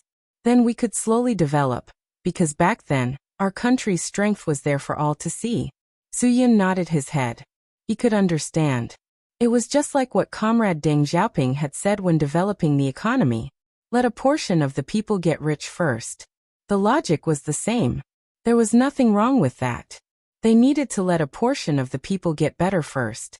Only then would they be able to bring about the entire situation. However, a large reconnaissance team and company have their own strengths and weaknesses. Not all of the top people in the army are selected to be the best in the country. Wan Guangxiao smiled faintly. The investigation team that your father and Xiang Dong were in had many talented people. Those who were in the top 10 during the training were all among the top 5 in the country. That was their investigation team. Speaking up to this point, Wan Guangxiao felt quite bad. Back then, the situation did not allow for it. Thus, the country lost a lot of talents. However, rules were rules. Some things could not be changed by one person. Do you know your master? Wang Yi. Wan Guangxiao said. At that time, the company he was in was probably the least competitive. After he came to the Dragon Brigade, all of his training results were at the bottom. This lasted for more than 2 years. Only then did he catch up with everyone bit by bit through his own efforts. Although Su Yun did not know about this, he knew very well how serious and hardworking his master was. Thus, he was not surprised at all when Wan Guangxiao said this. He knew very well what kind of person Wang Yi was. Because of this, many people felt unbalanced. Especially Xiang Dong. Wan Guangxiao took a deep breath. Of course, I can understand his thinking. In the investigation team, he was second only to one person, and above tens of thousands of people in all subjects. He scored full marks in shooting and had no limits. He was on the same level as the man he had been chasing his whole life. But sigh. The heavy sigh expressed the unwillingness in Wan Guangxiao's heart. However, there was nothing he could do. Because he was unable to become number 1, he was unable to be selected into the Divine Dragon Special Operations Group. Su Yun said calmly. It seems that there are too many unfairness in this world. But it is because there are so many unfairness that this world is so fair. Yes. Wan Guangxiao let out a long sigh. Because of this, he was unable to be selected into the Dragon Brigade. Because of this, he was mercilessly rejected. And then he felt unbalanced? Su Yun was stunned. Wan Guangxiao nodded. Perhaps at that time, He had the impulse to prove to everyone that he was the best. He wanted to prove that he had the ability to become the first batch of members of the Divine Dragon Special Operations Group. And then he did something irrational. Truth be told, when he was locked up, you also felt that it was a pity, Suyin asked. Of course I felt that it was a pity, a great pity. Wan Guangxiao nodded his head. Perhaps you are unable to understand how important a talent was to our country back then. Truth be told, what Dong Xiang did not know was that after he was locked up, I had been constantly thinking of ways to get him out. If not for the fact that his personality was too troublesome in prison, I would have gotten him out long ago. Su Yin was silent. Clearly, this was something that made Wan Guangxiao feel very uncomfortable. What was even more unfortunate was, if he had been able to hold on for another 4 days, as long as he had held on for another 4 days without breaking out of prison, the approval for his early release would have been issued. After saying that, Wan Guangxiao appeared to have aged many years. Because of that approval, sometimes, the efficiency of the higher-ups can really change a person's life. Su Yin did not speak again. He knew how much Wan Guangxiao felt regretful in his heart. Because of the approval document for his escape, the higher-ups scolded me for being blind and saying that such a prisoner was a talent. Wan Guangxiao laughed bitterly. He did not care about these things. What he cared about was losing such a talent. Then the entire country started to put Dong Xiang on the wanted list, but in the end he still managed to escape. What a pity. Su Yin wanted to comfort Wan Guangxiao, but he did not know what to say. Forget it. This is all in the past. Perhaps Dong Xiang's fate was supposed to be like this. Wan Guangxiao shook his head. It's not a big deal. There are too many coincidences in the world. It's very normal. There's nothing to pity. Su Yin did not reply. He nodded and said, Sir, if there's nothing else, I'll go back first. You've been busy the whole day. Rest early. You're going back now? Wan Guangxiao was slightly startled. You should at least go and say goodbye to Yu Marin. Ever since she was sent back and found out that you went to the border, she has been worried about you every day. You should go and see her. What do you think? There's also that little demon Guagua. She misses you every day. It won't be too late to say goodbye to them. Yes. Su Yin stood up and saluted. You're tuning in to the Earbook Haven YouTube channel. Don't forget to subscribe and join us on this journey to catch the most captivating stories.